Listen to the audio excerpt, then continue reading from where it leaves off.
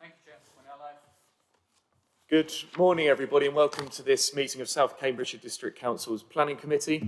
My name is Councillor Henry Batchelor, and I'm the chair of this committee. Before we get into the main body of the agenda, I do have a few bits of housekeeping to run through as quickly as I possibly can, and then we'll get on with the meeting. So could everyone present in the council chamber please note that everything on your desk, including your laptop screen, is likely to be broadcast at some point. The camera follows the microphone being switched on, so councillors and officers are requested to wait a couple of seconds before speaking to allow the camera to catch up with the mic. If the fire alarm does sound at any point, please do leave the chamber and make your way down the stairs. Do not use the elevator.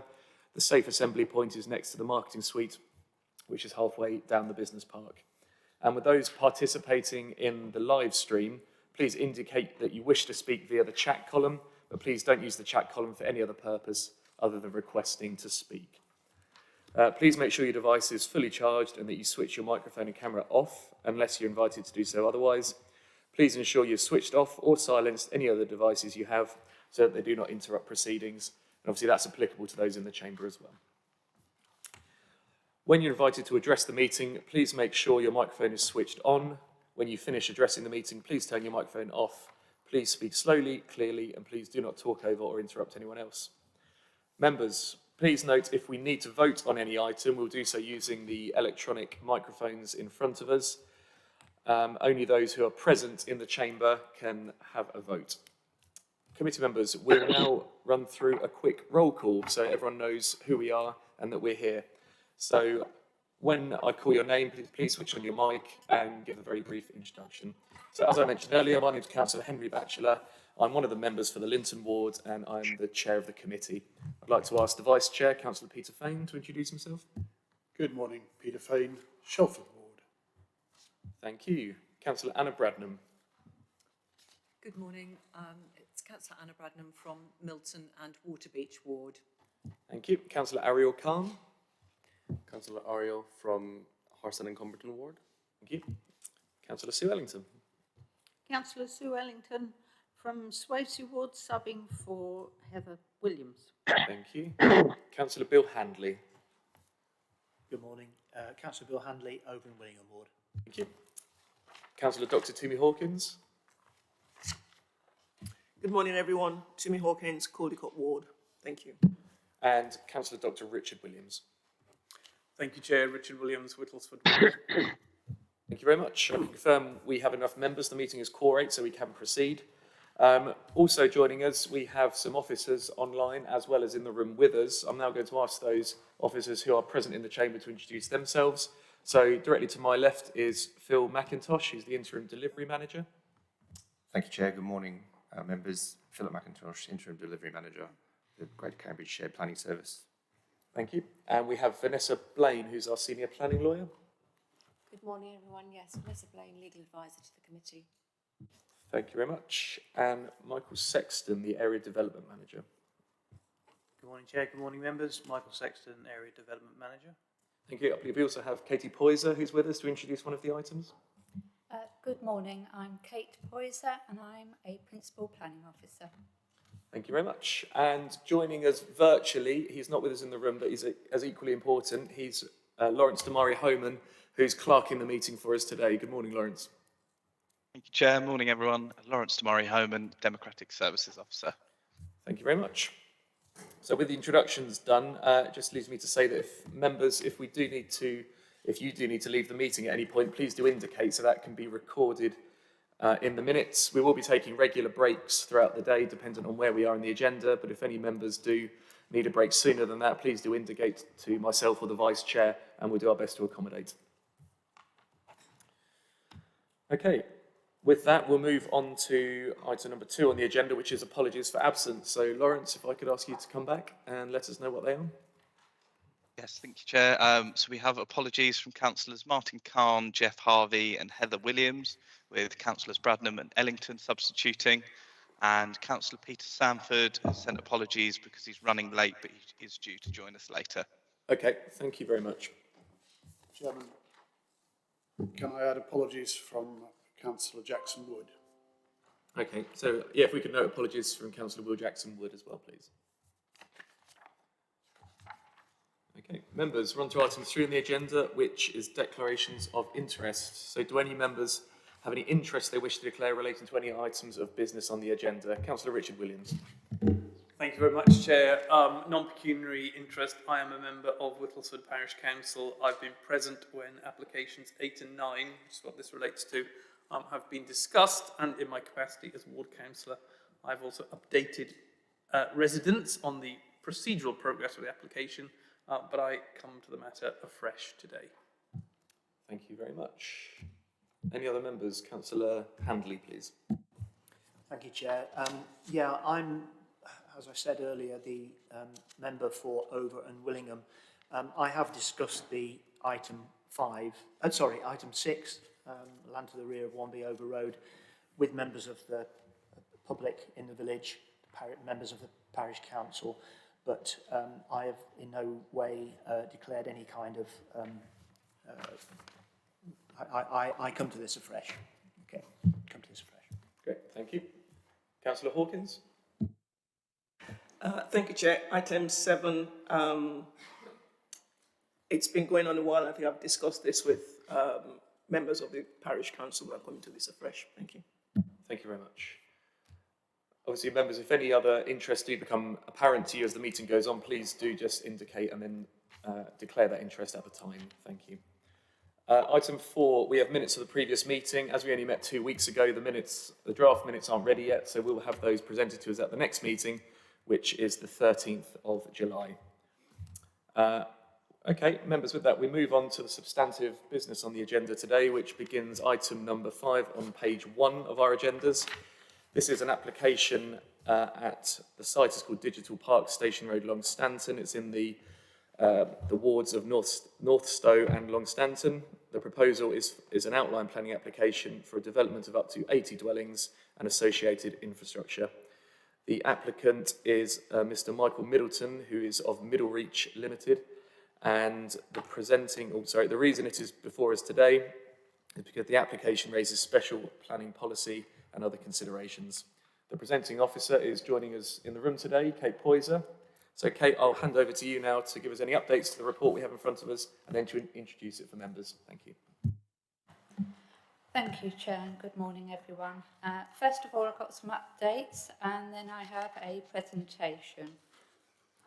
In light of very recent changes to the building regulations, I would like to amend the wording to condition 46, which is for overheating analysis. I'd like to change this to all future reserve matters applications shall undertake overheating analysis of a sample of units to ensure that homes are not at risk of overheating, and submit a Part O assessment, that's building regulations, as part of the proposal in order to design out the risk of overheating.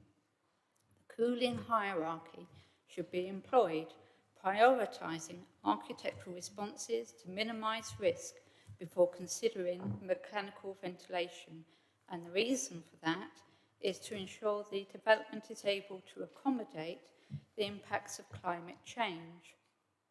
This is the North Stowe Area Action Plan Policy NS/2. Also for clarification, the applicant, Michael Middleton, represents the business Middlereach Limited, as mentioned previously.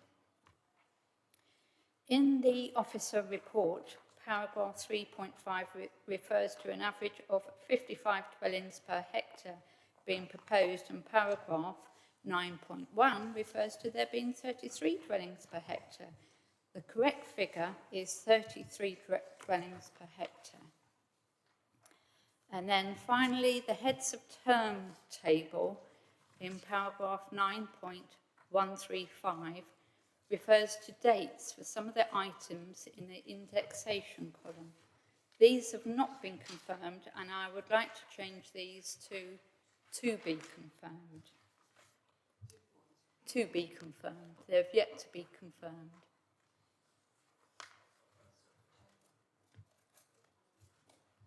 Sorry, thank you. There are some on the top of page 34 in the heads of terms which already say to be confirmed, and I'm just wanting to clarify which ones Ms. Poyser is referring to to be changed to be confirmed. You said that there were some with dates on them. That's right. This is just the indexation column. So that will be item 4, 5, 6, 10, 13, turn the page, and that's all.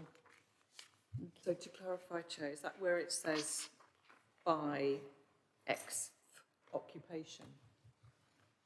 Sorry, which item is Well, this? I mean, item 13, for example, on our page 36, refers to before the 40th occupation. Is No, that the sort of that's to remain. It's the next column, next column? where it refers to a date. It's got financial year of 2008/9, so it's that date, the year, that I would like to omit and replace with to be confirmed. So that's just the indexation date, is to be confirmed. And in the indexation column for items 4, 5 and 6, we have some abbreviations, BCIS, IQ 2020. Right, Is that what you're changing? Right, it's the IQ 2020, that means first quarter of the year 2020. So I'd like to omit that date, and it's the same for items 5 and 6. So it's just the date I'd like to omit and replace with to be confirmed. And the same as well for item 10, we've got in the I think that's clear, Kate. I think we get the gist. Okay. Thank you. Thank you very much, Chair. Right, I'll move on to the presentation now.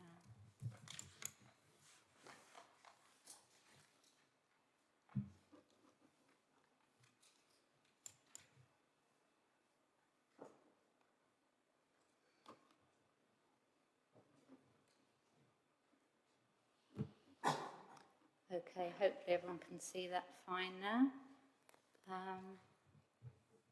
Just need to make it larger for myself to see.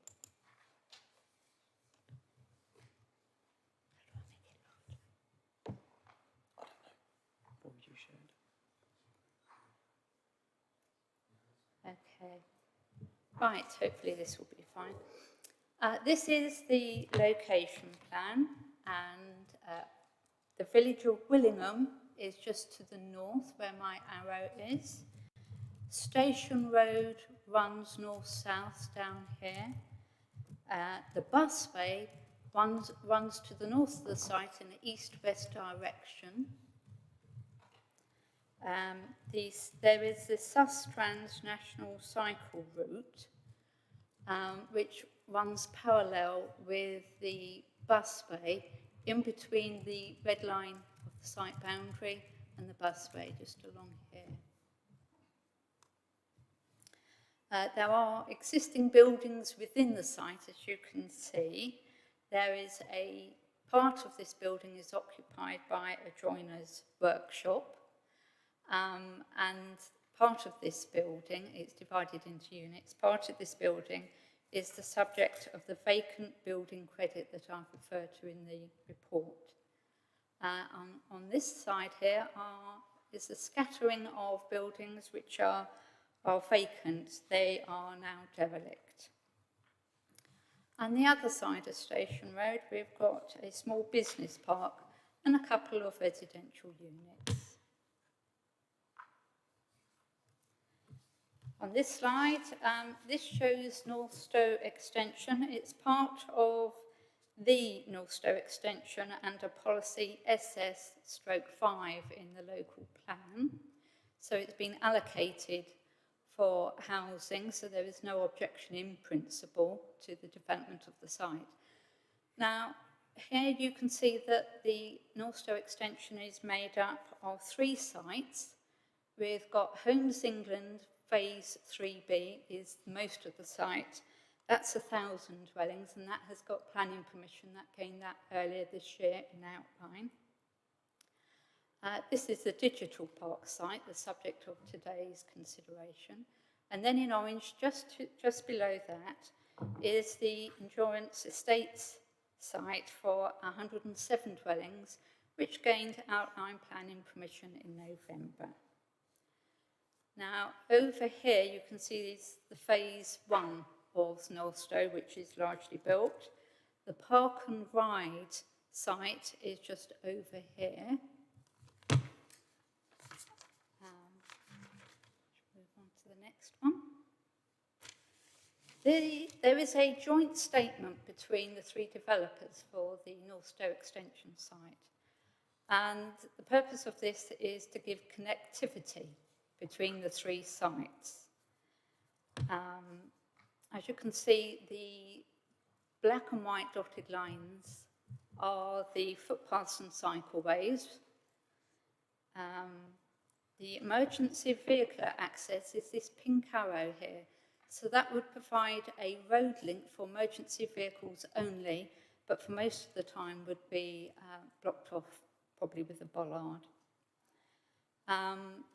Access would therefore be available for residents of Digital Park via the cycleway and footpath to site 3B, where there's proposed to be a primary school, neighbourhood play area, local centre, etc.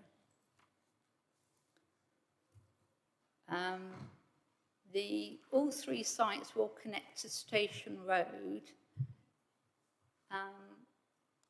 where there is, in terms of traffic, consideration has been given to the accumulation of traffic from the 3 sites coming down this road and to the traffic light junction with Stirling Road. And it is proposed that at some point in the future, cumulatively, the traffic would build up such that there would need to be adjustments to the timing of the traffic signals, and that would mitigate any traffic queues that may accumulate there. This is the parameters plan. The yellow areas would be the development areas. The green would be for the green infrastructure. The brown hatching shows key focal points. The building heights would be mostly 3 stories, but there would be some 4 stories as well. The play areas are the yellow stars in the centre of the site. There are existing hedges to the west and the south of the site, and they would be retained. The pink lines running through the site and diagonally through the site would link up with the Park and Ride and with the busway and with the 2 adjoining sites, and they would be of permeable paving. It's anticipated that there may need to be some restrictions at the top of the site, details to be confirmed at the reserve matter stage to stop cyclists just running straight out into the main cycleway there. There would be a culverted watercourse, which is managed by the District Council, which runs to the west of Station Road here. Most of it is already culverted, except for the bit at the bottom that would be culverted. There are various suds and swales, the swale running through diagonally through the site, and the balancing ponds at the bottom here to mitigate any surface water drainage for the site. The scheme has been amended several times, and it's been to the quality design panel, and the scheme that's before you now is much improved, and it follows the suggestions of the quality design panel. There have been no objections from the Highway Authority or the lead local flood authority. I'm just going to move on to some photographs. The site is to the left here. This is Station Road, looking north towards Willington. So these buildings here are the existing derelict buildings. And this is the existing access, which is to close. And in the distance here, you can see the traffic light junction with the busway. And this shows a station road looking south, so that the existing access into the site is to the right here. And this is looking towards the southern half of the site, which is just scrubland. And this is looking towards the north of the site, where you can see the existing buildings here. These are all to be demolished. These are the derelict buildings, and you can just about see over here the larger building, which is currently used as the joiner's workshop. And this photograph is taken from the busway and the existing cycle route. So this is the busway here. This is the existing Route 51 cycle route. To the right is the application site, and you can see existing buildings here, 3 to 4 stories in height. And we're looking in the direction of the park and ride. And this is the final photograph. It's looking from the junction, the traffic light junction in the northeast corner into the site, looking at the derelict buildings. And this is the end of my presentation. Thank you very much for listening. Thank you very much, Kate. That was very, very handy. Members, given we have nobody registered to address us today regarding this application, we can just go straight into questions of clarification as well as debate. We obviously do have representations from two of the local parish councils. Northstowe Town Council haven't sent us anything, but we do have representations from the 2 local members as well, which is in our agendas. So I'm not proposing to go into those in detail, but if members do wish to refer to those, you're more than welcome. So we'll kick off then with Councillor Bradnam, please. Thank you, Chair. 2 questions. The first is, you mentioned in your presentation that roads will be comprising permeable paving, and I just wanted to check whether that spine road will be built to an adoptable standard. It's anticipated that some of the roads will not be to adoptable standard. They would be permeable but lined in order to deal with surface water flooding. So not all of the roads will be to an adoptable standard. That's accepted by the Highway Authority and the applicant. But will the spine road be to adoptable standard? Until we get the full details of the scheme, we don't know how much will not be to adoptable standard. But the access itself should be. Okay, thank you. And the second thing was, you haven't referred to it in your verbal presentation, but it's in your report. The concern, can you just explain to us, and I've lost my page now, the business about the reduction in affordable housing due to the vacant, here we are, the vacant building credit. I didn't quite understand how that works out, why that gives them credit against the affordable housing percentage. I wondered if you could explain that, please. Yes, this is in the NPPF. There is an allowance to encourage the development of brownfield sites, and that allows that vacant buildings the floor space can be deducted from the need to provide affordable housing, and there is a sum to carry this out, which has been done. So it doesn't apply to the derelict buildings. It just applies to the joiner's workshop. The joiner's workshop is actually made up of several units. So the main part is occupied by the joiner's workshop.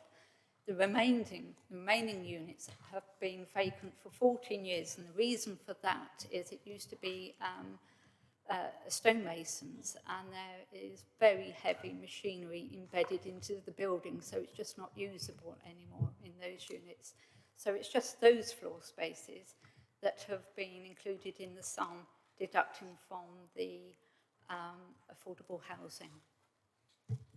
And just, thank you very much, and for further clarification, is the principle behind the deduction for vacant building credit, is the principle behind that that these spaces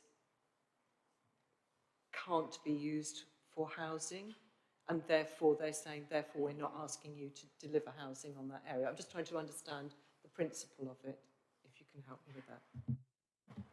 It's just an incentive to use brownfield land. Thank you. We've got Councillor Hanley next, but just a quick one before he comes in. Just to follow up on the question about adoptable roads, given we don't know, or is the reason we don't know which roads will and won't be adopted at this stage is because that will be brought forward at the Reserve Matters stage? Yes, that is correct. Okay, understood. Thank you. Sorry, Councillor Hanley. Thanks, Chair. And I'd like, if I may, to have clarification on the construction vehicle transport plan for this site. Willingham, the B1050 Station Road is the B1050, goes through the centre of Willingham. They suffer very badly from heavy goods vehicles travelling through. Northstowe traffic from phase 1 was, well, it's supposed to be banned. Actually, there are lots of transgressions, but it's supposed to be disallowed, and that they should go the other way. So I'm hoping that the same arrangement will apply to this site. Sure, I think the response to that will be we have a condition, number 17, around construction management, but obviously I'll defer to officers if they care to come back on that. That is correct. It will be dealt with by condition whereby the developer will need to submit details of how they're going to deal with construction traffic to be approved by the Highway Authority. If I may just come back to it, thank you. I did see the construction management condition, but it wasn't explicit, so that's why I asked the question. And I know that it's a really sensitive issue in the village of Willingham. Thank you for that. Members, Councillor Ellington. Councillor Ellington, please. Thank you. I was expecting to be on a list. I may have missed it somewhere because I'm struggling through the papers, but number 1 is the foul water and where it's going under 23. Hasn't been decided apparently, and as always I am worried and quite sure that it'll end up in Utton's Drove, which is in my patch, and the issues around that are well known to this committee, and I am concerned about it, especially as it's not going to be decided until the first occupancy, and experience determines and shows frequently that it's the first 50 that are occupied before anybody thinks about dealing with the issues that are supposed to be done by the first occupancy. And the second one is the surface water, again, has not been determined or agreed, and yet we've managed to get to a point where we're going to agree that by the first occupancy, and that worries me seriously because of the implications, again, for drainage in this area. Thanks. I imagine because this is an outline application, these finer details will be decided at the Reserve Matters, albeit they are conditioned in this particular item conditions 21 and 23. Again, I will hand over if any officers wish to comment on that, just to confirm that. Thank you. The applicant has submitted foul water and surface water drainage details. A new pumping station is anticipated, and that would be located to the south of the site. Quite a lot of surface water information has been submitted, and amended information has been submitted, and the lead local flood authority is quite satisfied that any surface water flooding can be mitigated against in the scheme. Thank you. Councillor Bradnam, please. Thank you, Chair. That brings up in my mind a general question, if you'll forgive me. It's I'm really concerned about us giving approval at outline when we may or may not have greater or lesser concerns about surface water and foul water drainage, which then end up being conditions. Okay, in this case, we've got conditions, and I notice that they're very thorough, but I'm always slightly worried that we're then obliged almost at reserved matters when we've already given in principle approval for something, when we didn't know how the surface water drainage and the foul water drainage were going to be delivered. And I just wondered, can we have some legal advice about the principles of that, giving permission to outline, you know, with conditions that a system must be delivered or submitted to the planning authority. I mean, I know we do that a lot, you know, that's the way it works, but I'm just wondering, we know that we've got into a situation in other locations, which members of the planning committee will be aware of, where we've ended up with, as Councillor Ellington points out, occupations in a site where actually the drainage is a really serious problem. So can we just have some guidance on that, please, Chair? Sure. I don't know if our legal officer or perhaps one of the planning officers wants to come back on that particular issue. Don't all jump at once. Thank you. Thank you. Just to say that really at the outline stage, the drainage authorities, the lead local flood authority, needs to be satisfied that that mitigation can be achieved. So they need a certain level of information to be quite happy that surface water drainage and foul drainage can be adequately achieved on this site for development of that size. So a certain amount of information must be provided up front. And then the finer details for how it will then connect in with the dwellings once we know exactly how they're going to be laid out is then referred to the reserved matters stage. So we do need that two-tier stage of information. Okay, thank you for that clarity there. Members, do we have any further questions of clarification to help us come to a decision? Or did you want to come back, Councillor Bradnam? Vanessa, did you want to come in? Chair, mate, I think just to clarify Councillor Bradnam's question was, am I clear? What you're saying is if you decide now, if you make a decision now on a reserved matter, then bring it when it comes on an outline, when it comes back to reserved, you can't then backtrack.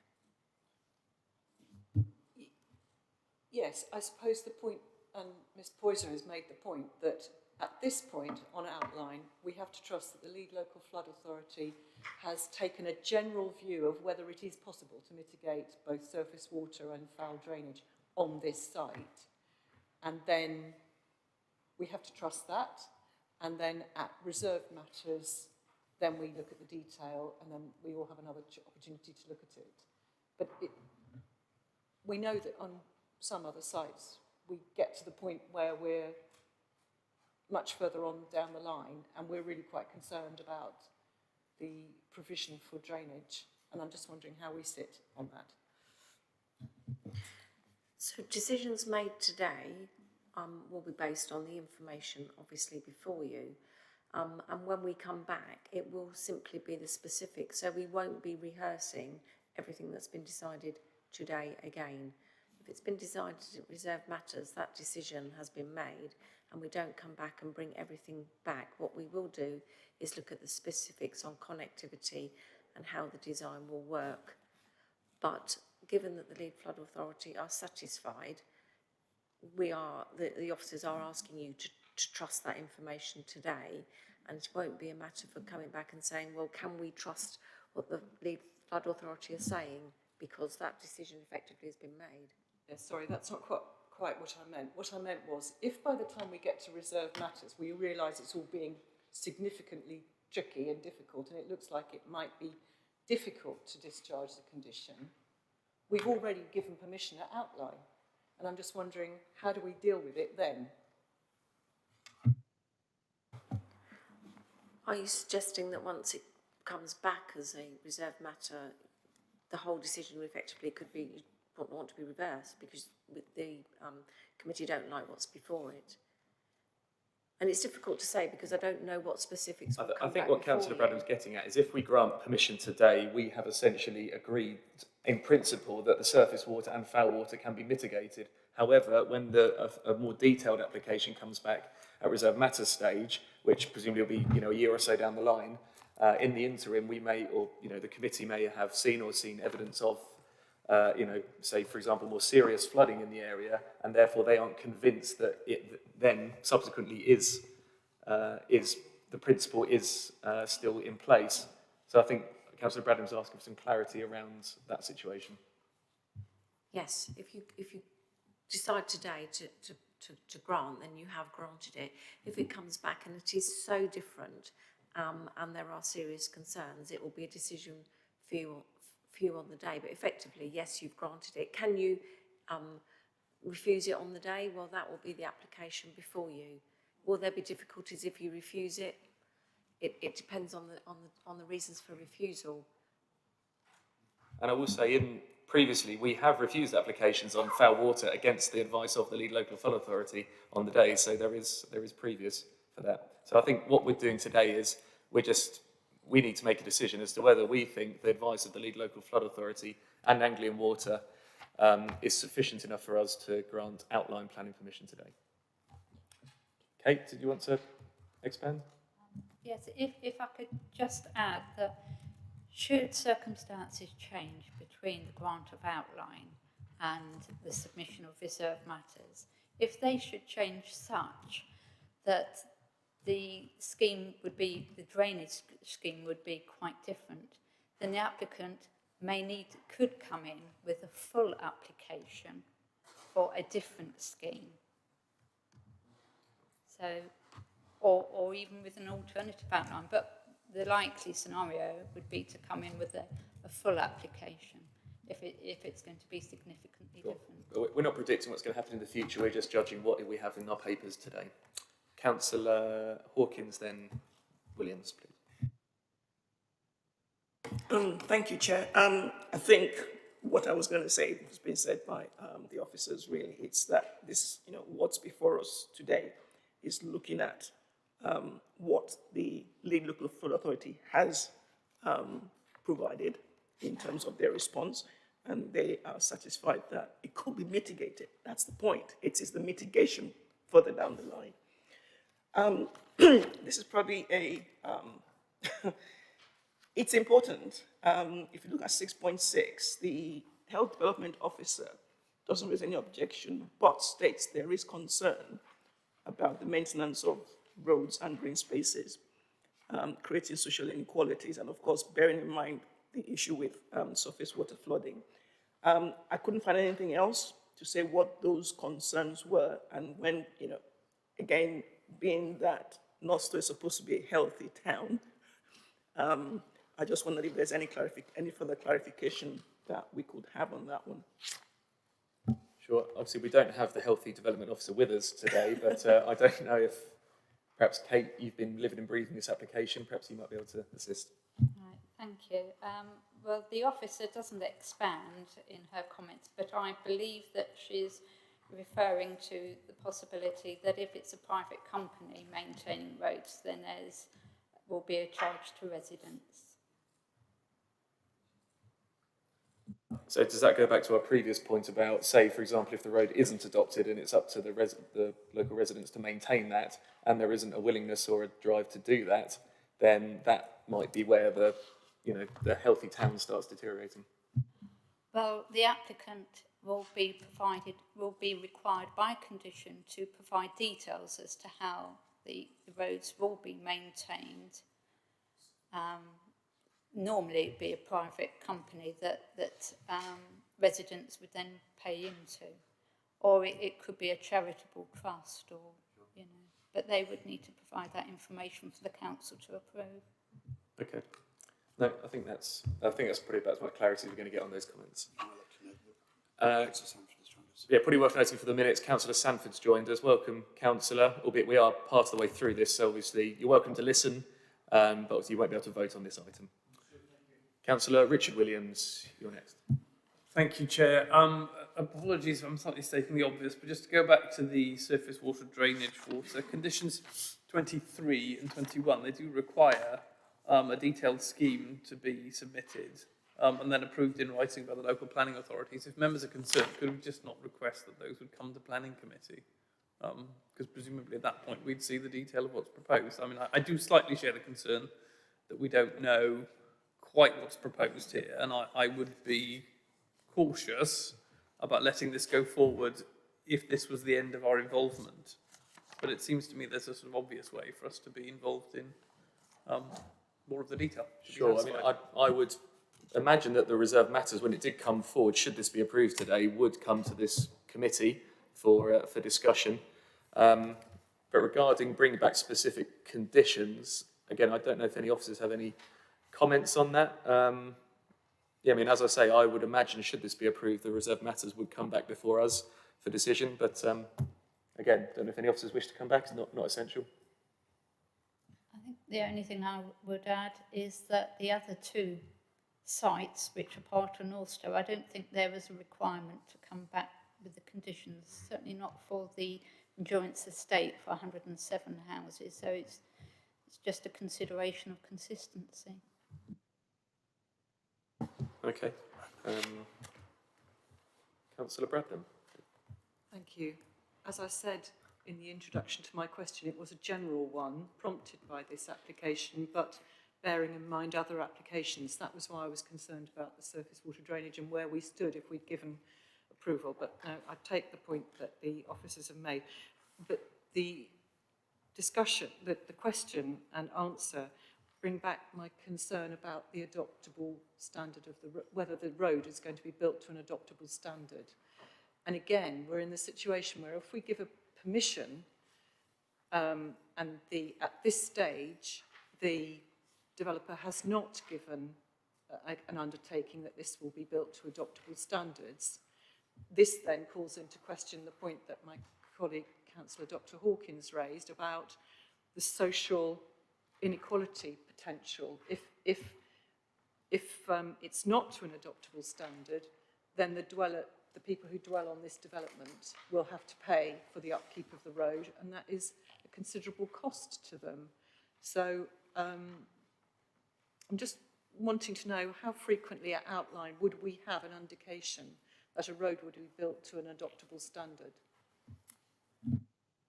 So again, I think that's more of a general question around what we're expected to approve at outline and what we can expect, i.e., you know, can we expect to get full detail of which roads will and won't be adopted by the Highways Authority, or does that come later at the reserve matters? I think just some clarity around that, please. I think mostly at outline stage, we don't know.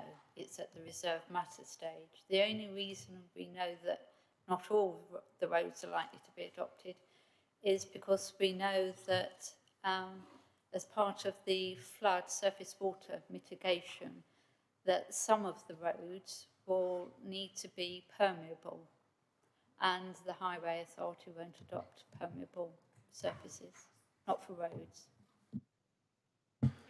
Okay. Members, I don't have anyone else on my list. Does anyone else wish to ask any further questions or clarity, or indeed weigh in with an opinion? Councillor Hawkins. I just wondered, thanks, Chair, if there's that much concern, whether or not we could add that this issue comes back to the committee as part of the condition. Is that something that's viable? i.e., ensuring that we can see that the condition is met and can pass that condition. So is this the condition around the adoptable roads?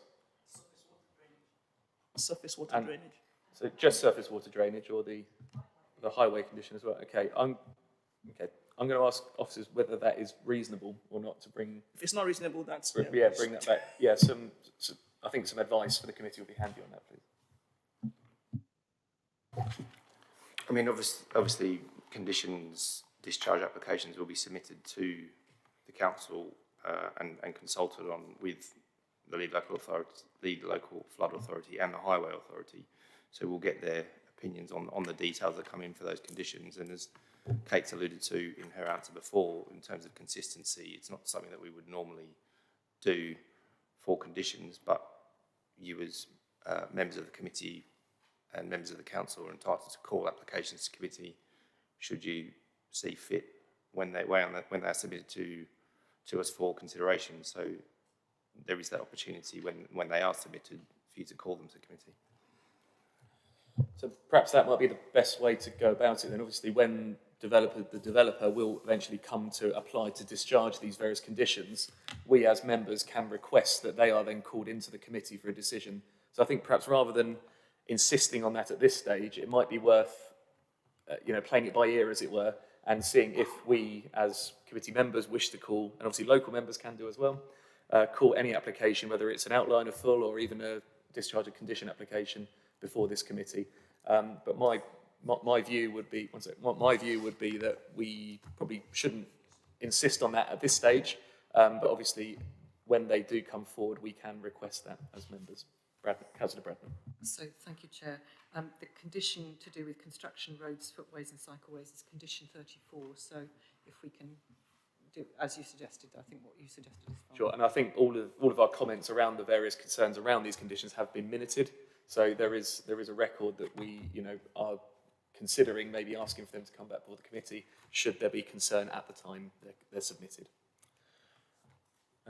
Okay, members, again, I don't have anyone left on my list of speakers. Does anyone wish to ask any further questions to help them make a decision, or do members feel they're in a position to make a decision on this application now? Yeah, I don't see any shakes of the head. So, members, can I take it that we're ready to take a vote on this? Does anyone not feel in a position to take a vote at this stage? No? Okay. Well, given it is Northstowe, I will do an electronic vote. So I'm going to ask officers to set that up for us. Members, the recommendation is on page 39. The recommendation is to approve, subject to the conditions as outlined below. And plus, obviously, Kate did outline the amendments to conditions in the beginning of her report, and that was to condition 46. So members, if you're ready, press the blue button in front of us to register you're here, the green button to agree with the approval, red button to not agree with the approval, and yellow to abstain.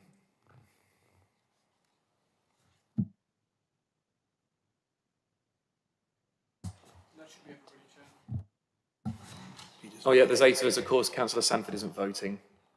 So that is 8 votes, all of which are in favour, so that is unanimously approved. Thank you very much, everyone. Thank you, Kate.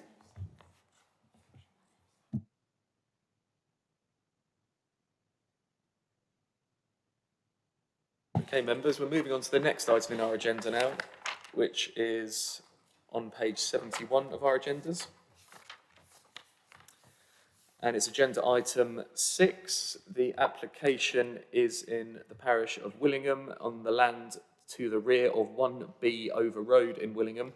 The application we have in front of us is a reserve matters application for the approval of the erection of 26 dwellings, which includes 10 affordable units. It's worth noting as well, the outline planning application did not seek permission for EIA development. The applicant is a Mr. Ernest Wynne. And the reason it is before us today is because of wider public interest, the officer's recommendation being in contradiction to that of the parish council. And we have a presenting officer, Alice Young, who I believe is joining us online. Morning, Alice. Morning, thank you. So, Alice, we'll hand over to you. If there's any updates to the report, please do let us know. And then if you could introduce the report for committee members, please. Brilliant, thank you, Chair. Just bear with me whilst I share my screen.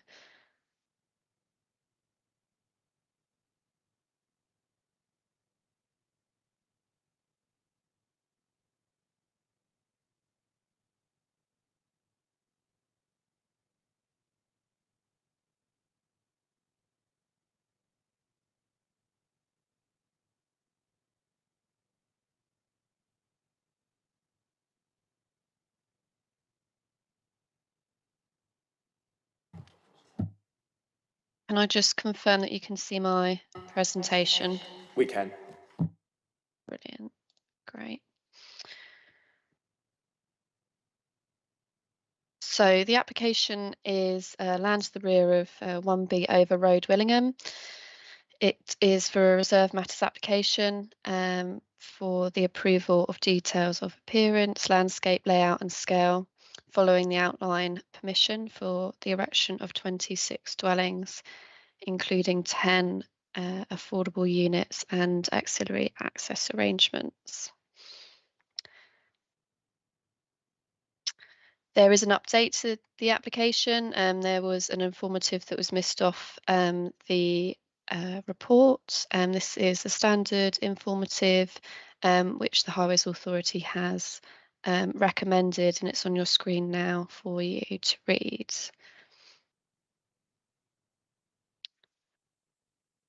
So,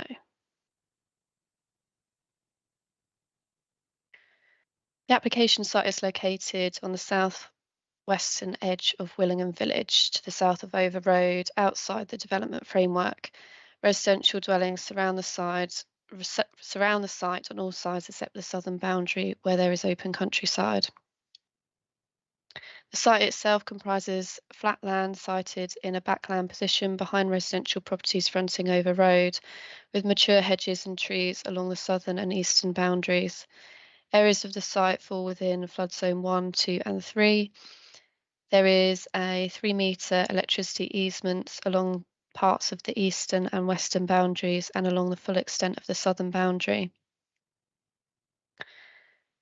The application seeks approval for the reserve matters of appearance, landscaping and layout and scale, following the outline permission for the erection of 26 dwellings, including 10 affordable units and auxiliary access arrangements.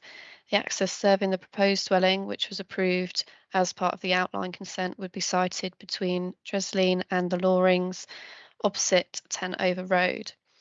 The proposed dwellings range from 1-bed semi-detached dwellings to 4-bed detached properties, arranged along a central access road with a turning head located to the south. A local area of play is located in the northeastern corner, abutting the boundary with the Lorings, and which fronts Over Road. The boundary treatment would be retained on the southern boundary, abutting the open countryside, and the remaining boundaries would be enclosed by either 1.8 metre fencing, which is existing, or new 2-metre closed boarded fencing with soft landscaping along the western boundary. So there's quite a few plans to go through, as there's a few different housing types. So I'll just go through the proposed elevations and floor plans. So this is plot 1. These are the floor plans. This is obviously a 3-bed property. This is plot 2, 3, 18 and 19. And these are both 3-bedroom properties also. This is plot 4 to 7 and 10 and 11. And these are 2-bedroom properties.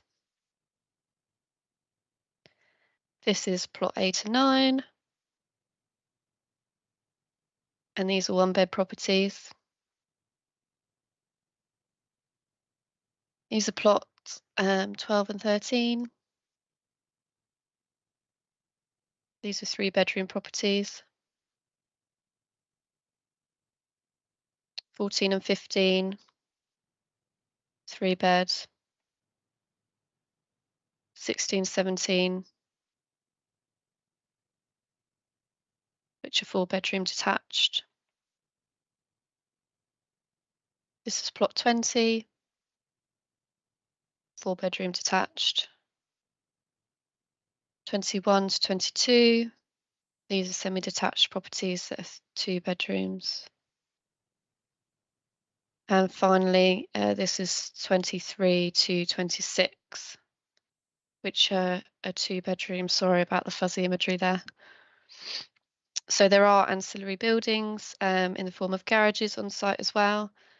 So these are the single garages for plots 2, 16, 17 and 18. And this is a triple garage for plots 19 and 20. These are the proposed street elevations, looking from within the site to the east. And this is the view within the site looking south when you're looking from the local area of play. And this is looking west within the site along the central road. So this is a reserve matters application for 26 dwellings, and it has undergone extensive consultation with internal urban design specialists and has since been amended. Officers now consider that the site layout successfully balances the density and parking across the site, creating a more spacious and well-landscaped layout while minimising the impact on neighbours. As a result, vistas into and through the site have been improved and retain the rural character of the area. The proposed two-storey scale and the external appearance of the dwellings reflect the prevailing and mixed character of the surrounding development, whilst utilising similar materials. The mature hedging along the southern boundary will be retained as part of the development, acting as a visual break between the development and the countryside, creating a green setting to the built form. Officers therefore consider that the proposal would create a high quality development that would be compatible with its rural surroundings, complying with HQ1. The proposal provides 10 affordable units, which was considered acceptable at outline stage and is compliant with the Section 106. These affordable units are integrated and interspersed within the market housing, with 7 being affordable rented and 3 being shared ownership. In consultation with the housing team, officers are satisfied with the distribution and level of affordable housing and are satisfied that it accords with policy H10 of the local plan. Drainage is largely a matter dealt with at outline stage when establishing the principle of development, with reserve matters applications requiring supporting details to demonstrate that drainage arrangements could be provided appropriately within the site layout proposed. Conditions 10, 11 and 12 of the outline consent secured details for foul water, surface water drainage and the maintenance of the approved surface water drainage schemes. The surface water drainage scheme has already been approved through the discharge of condition 11. Officers in consultation with the drainage officer are satisfied that the proposed drainage scheme is compatible with the proposed site layout. It is noted that the lead local flood have objected to the reserve matters application requesting further drainage information. These details have already been submitted and approved by the council through the discharge of that condition, in consultation with the drainage officer and the lead local flood, who did not raise an objection to these details at the time of discharging the condition. Overall, officers consider that the applicant has provided sufficient comfort to the council that the site can be adequately drained in accordance with the flood risk assessment submitted as part of the outline consent, and hence why those details were discharged at the time. All dwellings aside from plot 8 and 9 have access to 2 or more off-street car parking spaces. Plot 8 and 9 are one-bedroom properties which have provision for 1 car parking space each. And this is denoted here, circled in red there, showing you where those car parking spaces lie. This is below the standard outlined in policy. However, these are indicative standards and are not prescriptive, as various factors should be taken into consideration when assessing provision, including car parking ownership levels, as in car ownership levels, access to services and public transport. Plot 8 and 9 are one-bedroom properties, not family dwellings, and given the size of the dwelling, occupants are unlikely to own more than 1 car. Given this, alongside the wide range of services within Willingham, including bus services and cycle routes, officers consider that it is unlikely that occupants of this house type would require 2 car parking spaces, and so the provision of 1 car parking space per dwelling is justified in this instance. Council policies support the promotion of sustainable travel, and officers in this instance consider that this provision would not result in additional pressure on overroad from on-street car parking, and by being responsive to ownership levels and access to services would be acceptable and compliant with policy. Third parties have raised concerns regarding the impact on surrounding residential properties.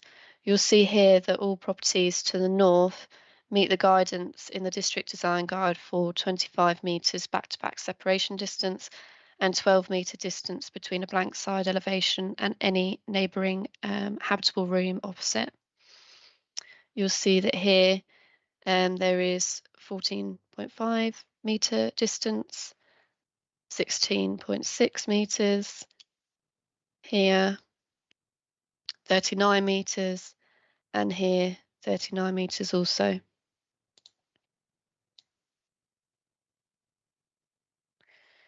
For properties to the west, 25B Hayden Way, a single-storey bungalow, faces at an angle towards plot 8 and 9, sited 23 metres away, increasing to 25 metres further south.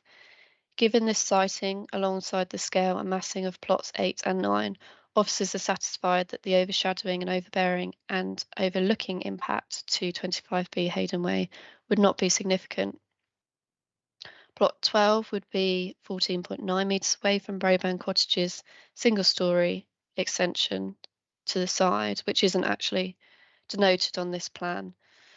But it would also be 17.8 metres away at 2-storey heights. This complies with the District Design Guide minimum distances. To the east, Aspinall Yard and Station Road are sited comparatively closer to the application site boundary, which was a constraint when looking at revising the layout.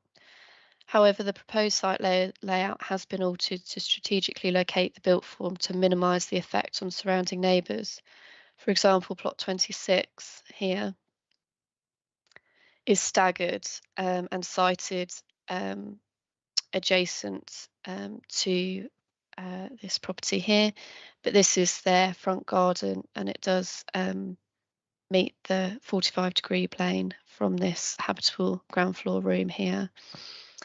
And this is their primary rear outlook, and I believe the layout of this property is open plan, so it has dual aspect.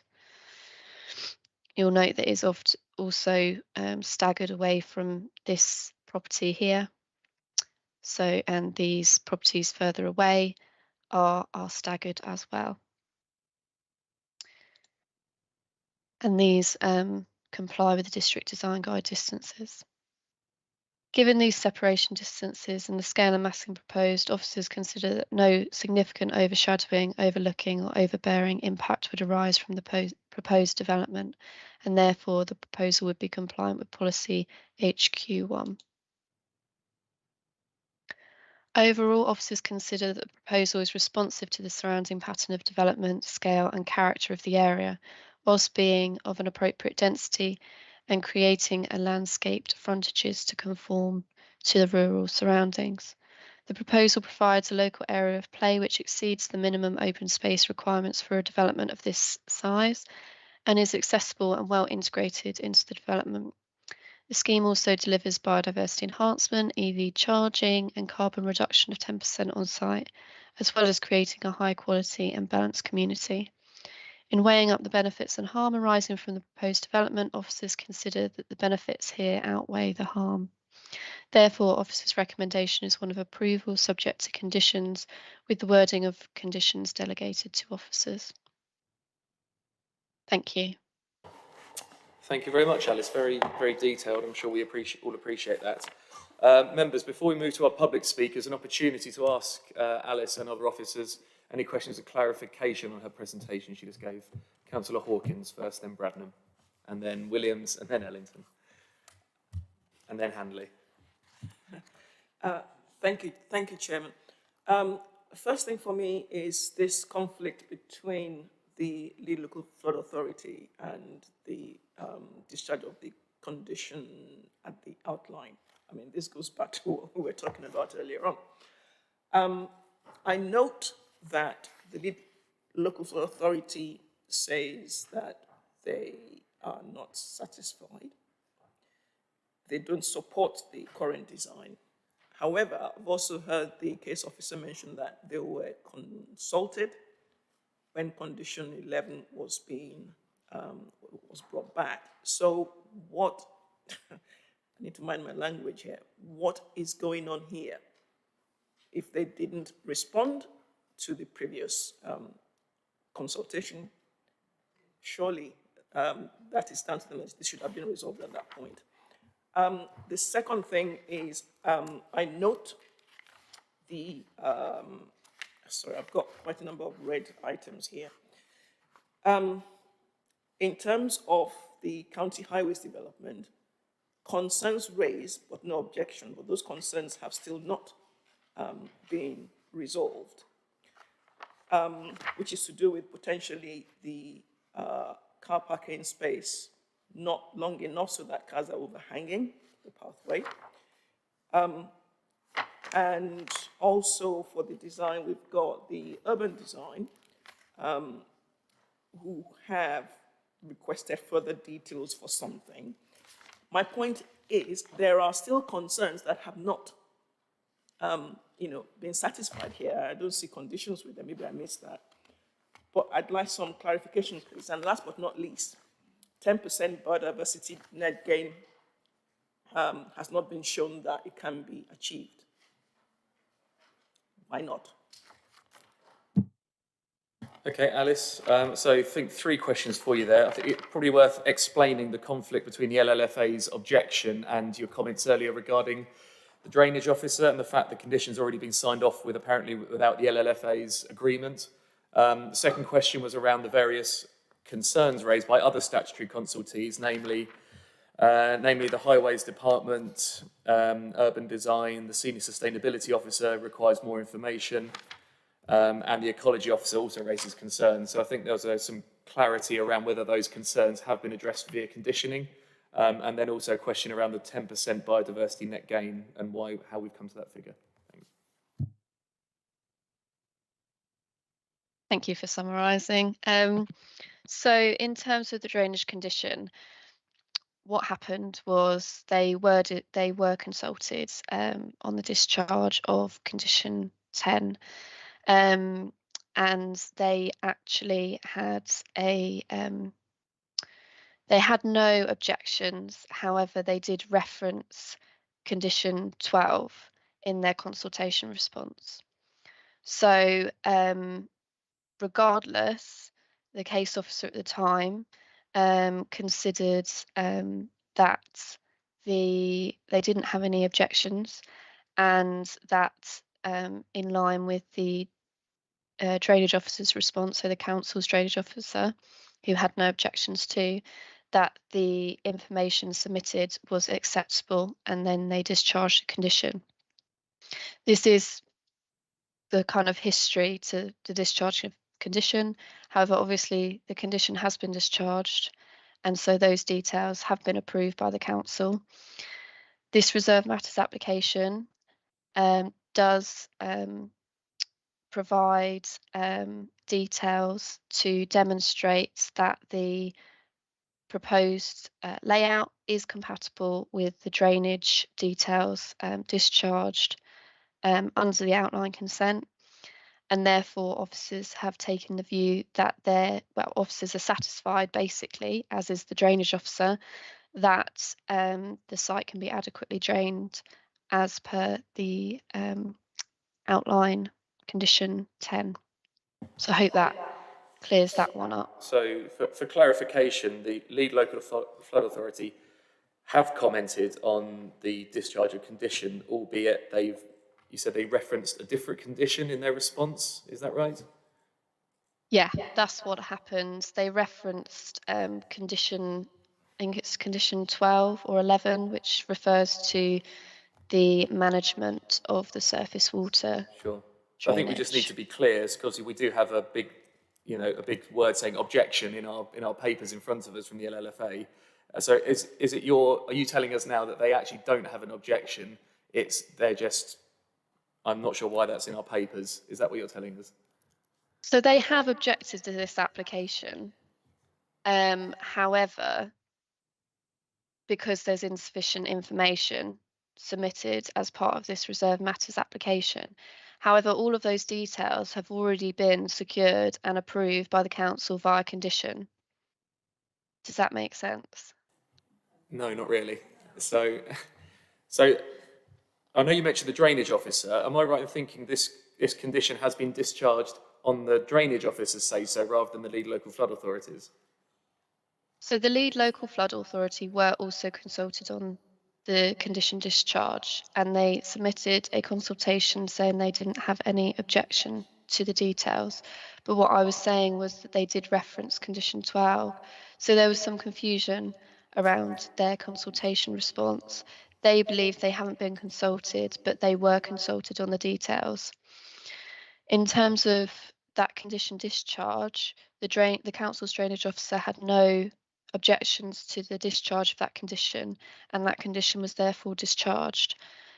Regardless, that condition has been discharged, and we have approved that as a council, and that carries obviously weight. And the proposed layout plan is compatible with the drainage information and the drainage strategy that has been approved by the council. Okay, because presumably a condition regarding surface water drainage wouldn't be discharged unless the lead local flood authority had agreed to it, given they're the statutory consultee and not the drainage officer. Ultimately, they've provided a consultation response, and we have taken that into consideration when discharging that condition, and we have discharged it. Okay. I think we're going to have a long discussion about this by the sounds of it. One second.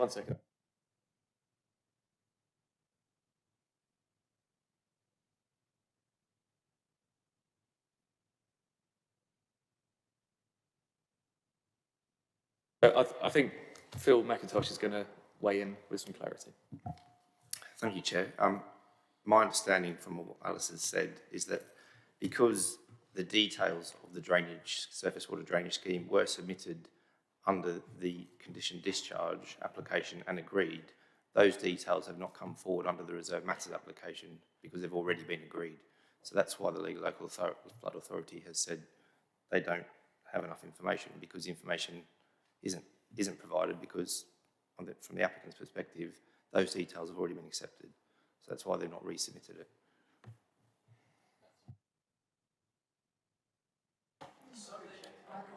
Yeah, so we've got lots of people wishing to comment on that, I imagine.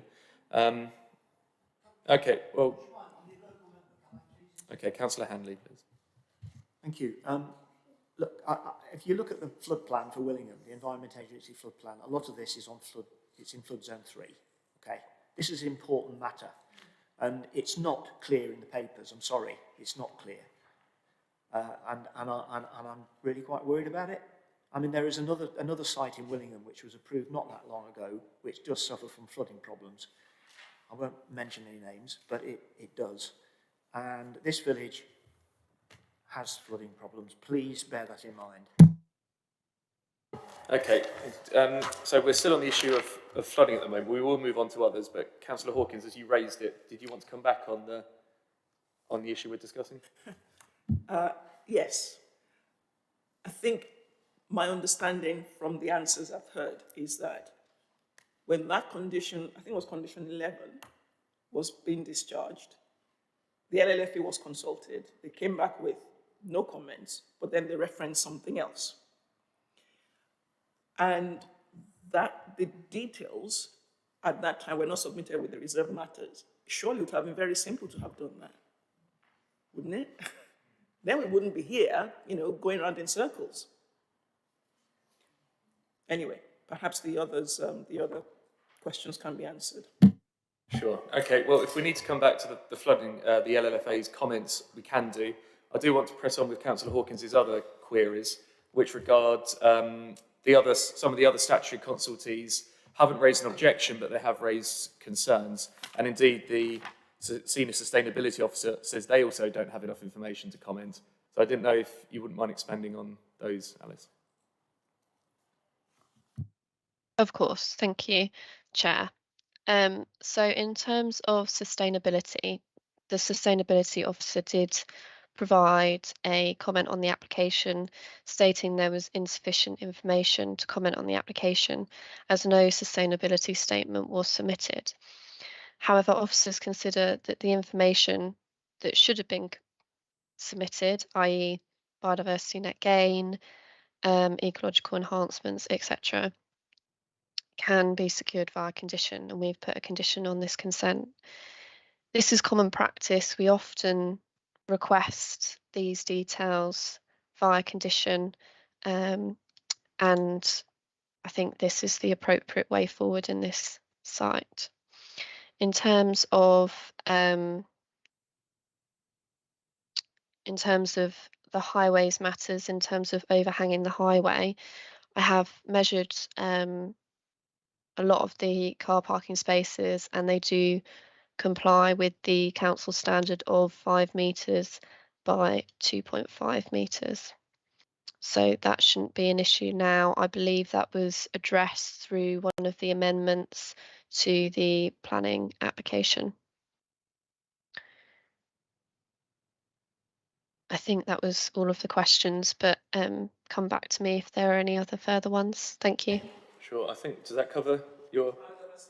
And sorry, yeah, finally, the 10% biodiversity net gain query. Yeah, as I mentioned, we're securing that via condition. So that would be condition 3.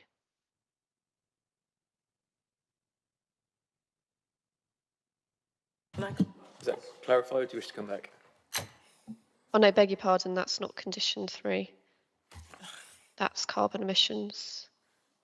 It is condition 4. Yeah, apologies. I mean, this is a reserve matter application. A lot of these things should be provided at this stage.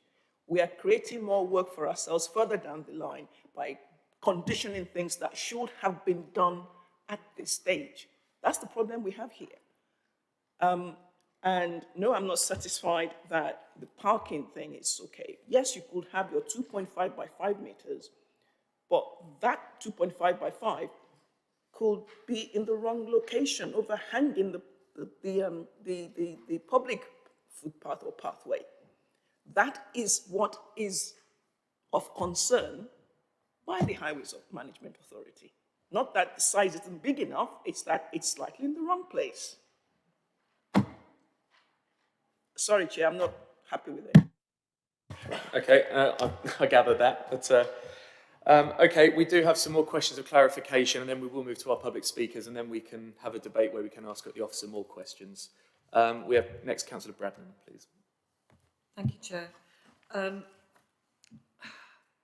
I'm really unhappy about the lead local flood authority still objecting to this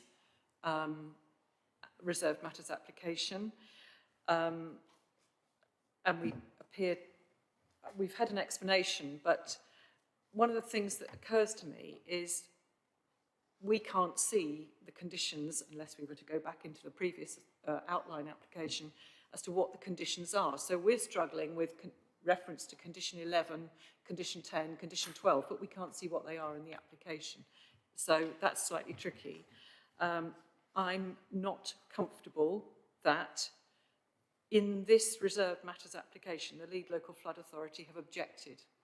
I'm also, like Councillor Handley, I am mindful of the Environment Agency flood map, which for the extent of flooding from rivers completely covers this map, this area in Is there a question of clarification? Sorry. So the question is, I do wonder if we should defer this and ask for further information to come back. Is there a question of clarification for the officer? Okay. The second one is a sustainability issue. There is no information in the application about sustainability of the build and whether there is sufficient mindfulness of build standard, insulation, and that sort of thing. I just wondered if we had any more information about that. Alice, I don't know if you caught all that. Is essentially more questions around sustainability of the build itself, i.e. the materials.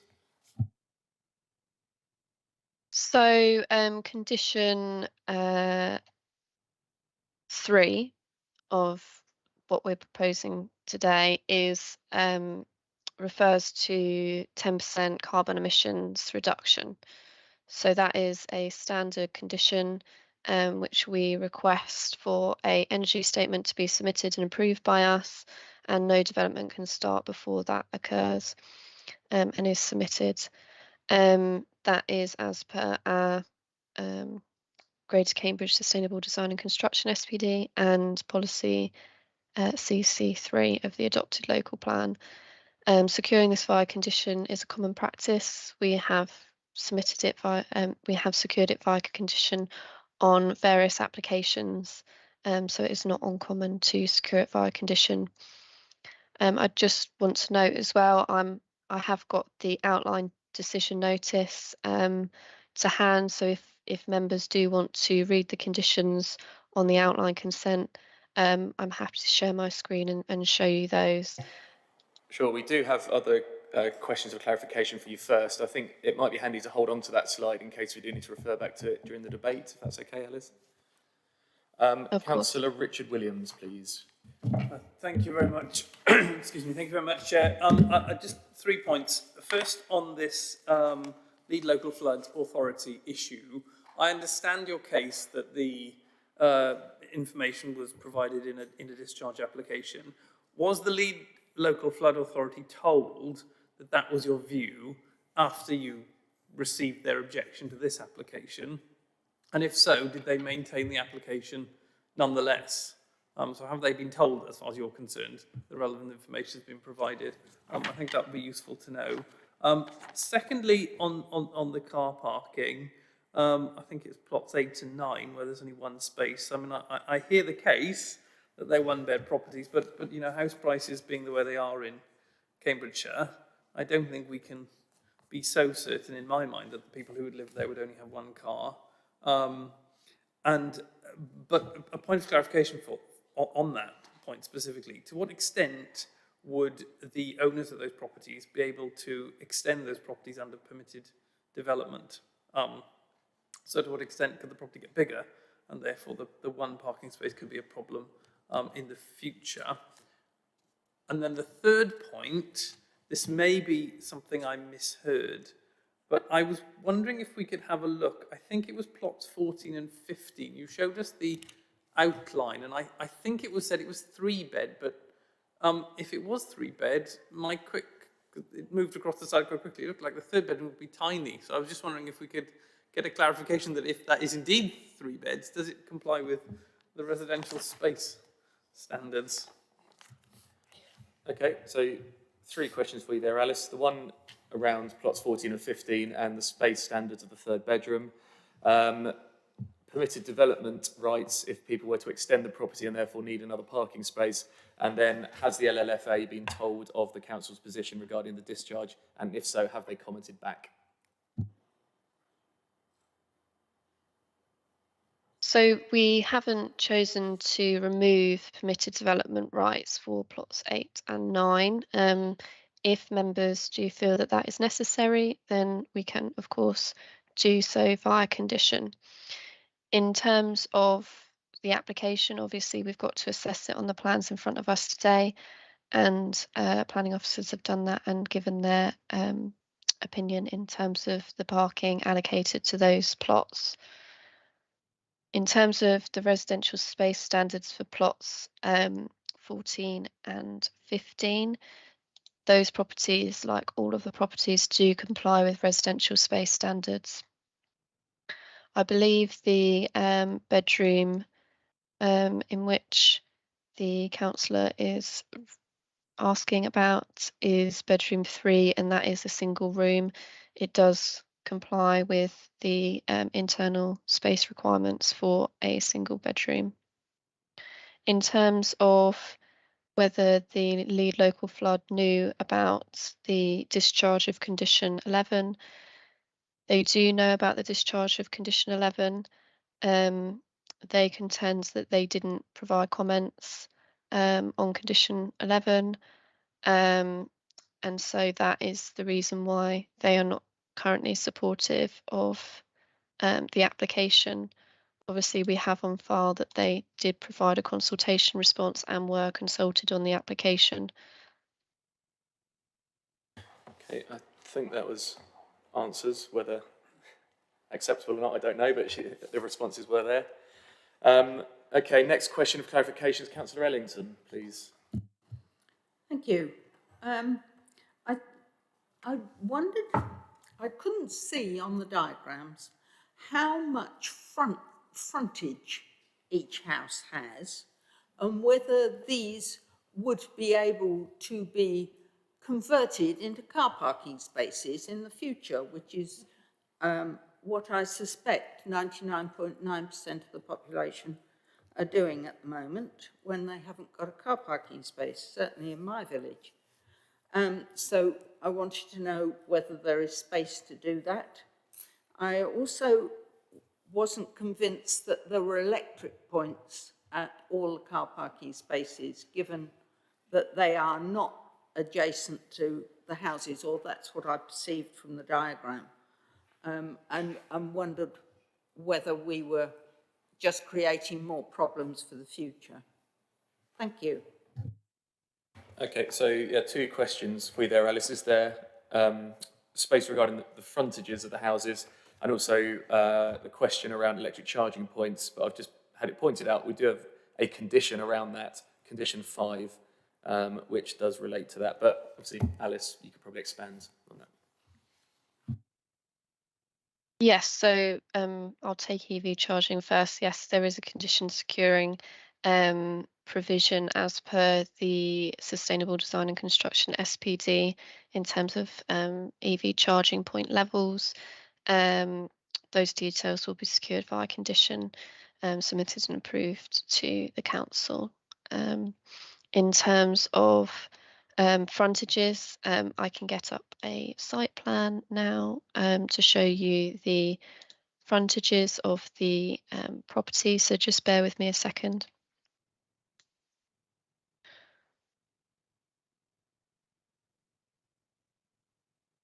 I'm hoping you can see my screen. We can. So all of the properties do have some defensible space around the frontages, some more than others in terms of space beyond their frontage. You'll see that there are landscaped areas, particularly to the front of 20 to 22, plot 2 and 3, 8 and 9, and 10 to 13. So we're trying to have the balance of car parking, but also creating an attractive and green frontage to each of the properties to create, well, an aid placemaking. In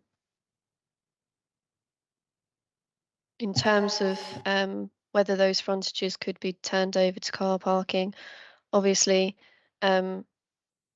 those could subsequently be changed.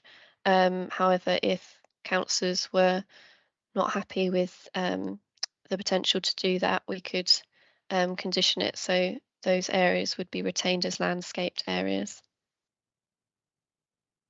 Okay, I think that's answered the question, Alice. I've got 3 more speakers, Councillors Handley, Bradnam, and then Hawkins again. So Councillor Handley, please. I wasn't quick enough to get my hand up at the beginning, and actually the questions that I had, the points I had, have all been touched on. Thank you. Okay, great. Thank you. Councillor Bradnam. Thank you, Chair. Whenever there's a swept path analysis in the plans, it makes me worried about whether there is actually space. And combined with the comments that the questions that have been asked about whether people will end up parking on the street, what I notice is that the swept path analysis shows that there is just about enough room, but it's a very bendy entrance road, and I just want to know whether we're confident that vehicles can, for example, our refuse vehicles, who I know are driven by excellent drivers, but whether they will be able to get down this access road without encroaching on the pavement area. And secondly, if people park on street outside their properties, will that affect the ability of refuse lorries to get down to the end, to the turning head at the end? Alice, I'd imagine they may have been covered by one of the consultees' responses, but if you could clarify refuse vehicles, movements.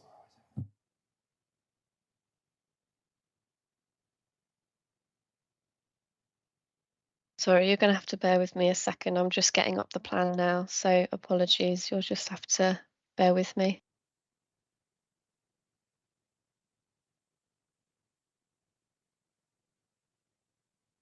So in terms of consultation regarding refuse lorries, officers consider there is sufficient space for vehicles to manoeuvre around parked cars on the access road without mounting the pavement. In Would it terms of be, refuse, sorry to interrupt, would it be the highways response that would have raised a concern about larger vehicles had they had one? the Highway Authority does tend to provide comments regarding sweep path analysis and whether vehicles can pass each other safely within the highway. So I think that if there was an issue regarding refuse lorries Sure. access, that they would perhaps mention it in their comments, which I Sure. don't believe they have. No, so given the Highways Department hasn't specifically referenced that as one of their concerns in their comments, we can assume that it is the highways don't have an issue with that particular issue. Okay. Okay, thank you very much. And finally, Councillor Hawkins, please. Thank you very much, Chair, for letting me come back. A very quick question, really. Bearing in mind all the concerns that we've been talking about, I just wanted to ask if the applicant actually took this design to the design review panel. If not, why not? We do have the applicant with us today who will be addressing us. So Alice, I don't know if you can answer that. If not, we can always ask the applicant directly. This is an application that I've inherited from a different case officer, but to my knowledge, it hasn't been to design review panel, no. Okay, that's fine. Okay, members, I think we've exhausted Alice now with questions of clarification, so we'll move on to our public speakers. I don't know, members, do you want to press on or should we take a break? Okay, so sorry, members of the public, we will move on to your comments shortly. We're just going to take a quick, say, a 10-minute break. We'll come back at 11:45. Thank you.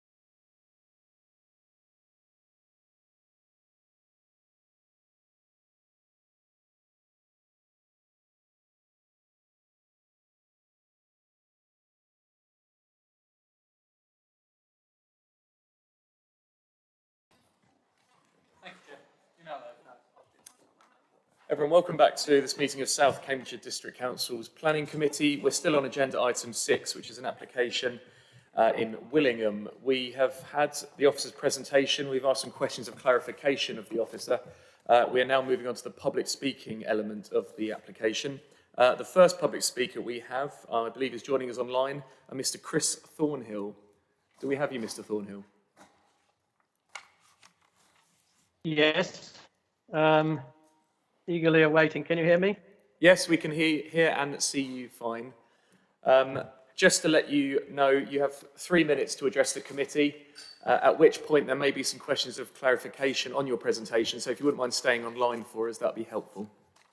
Yeah, I'll be as brief as possible. Much of it has already been said. I've noted the concerns. I'm acting on behalf of several concerned residents and neighbours, and I'm a neighbour. The history of this is, going back to 2017 when outline was granted, apparently because there was a shortfall. This is no longer applicable as I understand it. So it seems to have slipped through the back door. The outline permission said that it should have been, reserved matters should have been submitted within 3 years, which it wasn't. And that was extended due to COVID, which also I think many of us feel was not really justifiable, but that's how it is. Circumstances have changed substantially since 2017, and we've heard a lot of discussion about concerns about the drainage and flooding, which has been very evident in Willingham. Pedestrian access will be dangerous. Overroad is already a bottleneck. There's lots of parking obstructions. I think we're putting our head in the sand there because the public transport is not suitable really to deal with all of this extra public. Basically, the drainage, water management, potential flooding is really a major concern. And it's obviously not clear how this is going to be addressed. And we know there's lots of other issues on other areas which were discussed on other applications towards Northstowe and Long Stanton. And we know there's lots of cases going on here where South Cambs apparently overruled officials. I just hear this, I'm not sure. So we've had a lot of issues around Hayden Way. Bill Handy has been very helpful to us, and he knows of these circumstances with developments around us. And quite honestly, we're not confident that the development would be properly enforced, as been proven by Westermere, and reserve matter issues and enforcement challenges. There's been a lot of issue about that. Long-term disruption from construction, through the noise, dust, mud, vibration, etc., of heavy building activity in confined areas. Piling will almost certainly be needed, which has been unacceptable on the development of south of Hayden Way. It was very, very disruptive, and we're still waiting for documentation to prove that what was done was correct. The site is used by wildlife. Obviously, there's a lot of wildlife being confined because of the areas now which are outside the framework, but still within flood zones, having been developed. The Ombudsman are likely to find fault with South Cambs' control of the ongoing development of Westmere 64 for reasons that I've mentioned. That control of the reserve matters or whatever has been very challenging and very upsetting and caused quite a lot of heated discussions. There were numerous complaints, a lot of them still outstanding. The existing local facilities and infrastructure cannot really cope with this additional development, and Willingham, if anything, needs affordable housing. There is some there, but to be realistic, for average salaries, people are not going to be able to afford this. If you could conclude, please. We have gone over the time. Have we? Oh, sorry. Okay. Well, insufficient public transport. I think I've covered most of it. Many households will have long-term disruption, and we're just basically very, very concerned, and I feel that you're not quite ready for this. Thanks very much for your time. No, thank you very much for your comments. Members, do we have any questions of clarification for our public speaker? Councillor Bradnam. Thank you, Mr. Thornhill, for your presentation, your thoughts. Have you ever witnessed this field flooded? Me personally, no, but neighbours have told me it has been flooded. and several of the fields around here have been flooded, and we know that the streets obviously last winter before last, large parts of Willingham was flooded. So there is a major concern, and the fact that the local flood authority seems also to be concerned. I think it really needs to be seriously considered how we're going to get rid of this water. Okay. The more grass areas that you take away, the more water that will be running off. Did you wish to come back, Councillor Bradnam? Yes, I was just, do you know if, and perhaps the local member can help, but do you know if the road, the new development to the east, I think it's called Aspinall's Yard, do you know if that flooded during the 2021 winter? I don't know. I don't think Aspinall's Yard itself flooded, but there was severe flooding in Over Road and lower parts of Willingham. There's a lot of records about this, and we haven't got the response yet from Anglia Water and how they're going to deal with this in the future. That's fine. Thank you, Mr. Thornhill. I think you've answered the question there. Mr. Thornhill, there's no further questions or clarification for yourself, so it just leaves me to say thank you very much for taking the time to speak to us this morning. We appreciate your comments. Thank you. We're going to move on to our next public speaker, who's with us in person, I believe, Mr. Matt Hare from Carter Jonas. Mr. Hare, if you'd like to step forward to the table in front of us. I don't believe it's your first time at Planning Committee, so you're probably used to the process. So I will say, just for clarity, it's 3 minutes to address the committee, at the end of which there may be some questions for yourself, so if you wouldn't mind staying seated, that'd be helpful. Well, lovely. Thank you, Chair. Hopefully you can all hear me. Good morning, members. The application before you seeks reserve matters approval for the appearance, layout, landscaping and scale of a scheme of 26 houses that was granted planning permission to by the council back in 2017. I was going to talk to you today about the details. Sorry to interrupt, Matt. I've had a request to speak a bit closer to the mic so we can hear you. Sorry. Perfect. Thank you. I was going to talk about the detailed design dialogue that's been held with officers and other consultees over the past few years, but given the debate, I thought it might be helpful to talk to some of the points that have been raised by members. So I'm going to go a little bit off script, which is a little bit dangerous, but by way of context, I think it's relevant to consider what's being asked of the authority here. As an application for reserve matters approval, it's essentially an application for approval of the design of the scheme. Matters relating to the principle of development and its external environmental impacts have been considered and addressed on the granting of planning permission. Councillor Hawkins raised a point about drainage. The officers have explained that such matters are largely not relevant to a reserve matters application and that in any event they've already been addressed through the discharge of the drainage condition on the outline permission. Nonetheless, I thought it might be helpful to explain that the approved drainage scheme sees surface water dealt with entirely by infiltration. It's not going to be positively discharged into any existing watercourse or sewer. There was an attendant point made by Councillor Hanley about flood risk, just to confirm that those matters, again, were dealt with at the outline stage, and that included the relevant sequential test matters as required by national planning policy. There was a point raised by Councillor Hawkins about overhanging car parking spaces. Just to say that's not actually a residual concern of the Highway Authority. That point was addressed through amendment, and you can see that at paragraph 6.8 of the officer report. There is a point that was made, which goes to Councillor Bradnam's point about tracking, but I can confirm that the turning head has been tracked. There's no overrun of any pavements, and the tracking has been carried out with assumptions made for parked cars on the road. There was a point made about sustainability. This was considered and addressed on the granting of planning permission. There's a condition on the permission for 10% of the energy needs of the scheme to be met by renewable means. That's been factored into the house designs. You can see the PV provision on all of the units. I note also that officers are recommending a similar condition on the reserve matters. Councillor Williams, I think, raised a point about single parking spaces for the one-bed units. There are only 2 units that are proposed to be served by 1 space each. both are one-bed units, both are affordable rent units. So just respectfully, the point that I think Councillor Williams was making about house prices is perhaps less relevant in that regard.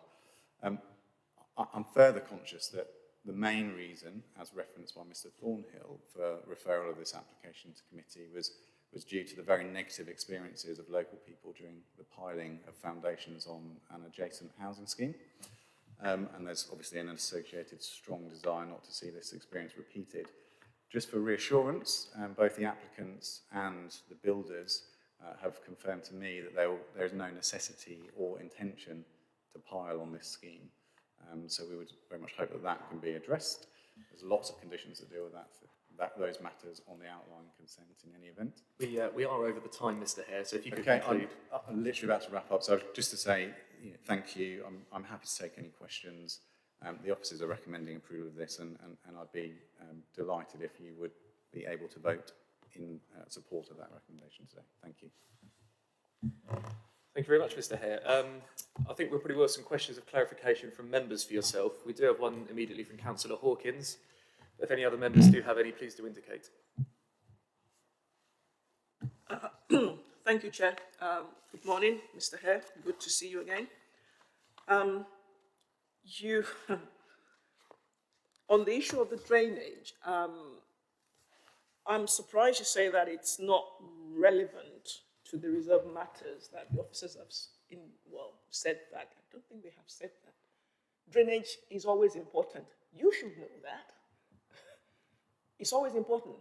And the fact that we still don't have clarity on this situation right now, for me, is a concern. Okay? And I don't see, I think I said when I raised the question that why was the detail that was submitted for the discharge of condition not submitted for the reserve matters application? It's a simple thing to do. So why didn't you do that? Next question is, you referenced 6.8 about the overhanging of parking.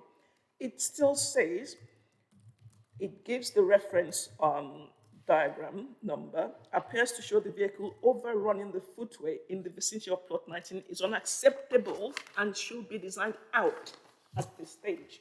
So there is still that concern from highways, okay? And parking for one-bedroom homes, because they are affordable homes, means they might not have two cars. I'm sorry, but you are making an assumption there. That what you provided still does not meet requirements. And let me just remind you, the key issues for why this has come to us is drainage, parking, residential amenity, all of which we have raised as concerns and have specified the areas that raise that concern. Why didn't you take this to the design review panel? A raft of questions for you there, but I'm sure you've taken the detail of them down, so yeah, any particular order you wish. Thank you, and thank you, Councillor Hawkins. In terms of drainage matters,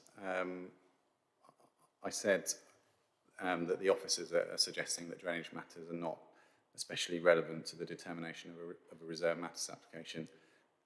That is correct in as much as the matters of detailed drainage design are not relevant to a reserve matters application because it doesn't fall within the definition of any of the four reserve matters that are being considered.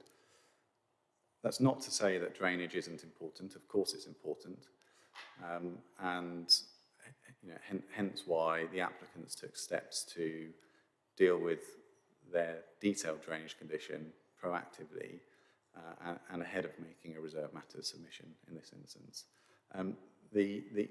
Where I think drainage matters do have some relevance to reserved matters is in relation to the layout of the scheme. And obviously layout is a reserved matter.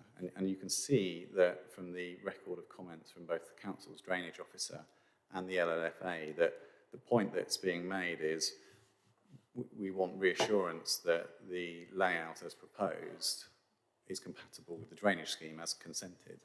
And we did actually provide written confirmation of that. And evidence of that through the determination, well, not the determination, but through the consideration of this application. So it should follow that both parties are satisfied in that regard. I'm conscious that the drainage officer has said as much, but the LLFA hasn't, and that also is not recorded in the report before you. The point about paragraph 6.8 of the officer report, yep, that's the point that's being made there is not a point about overhanging vehicles overhanging from car parking spaces. What's being said there is about the tracking of the turning head for large waste refuse vehicles or fire tender vehicles.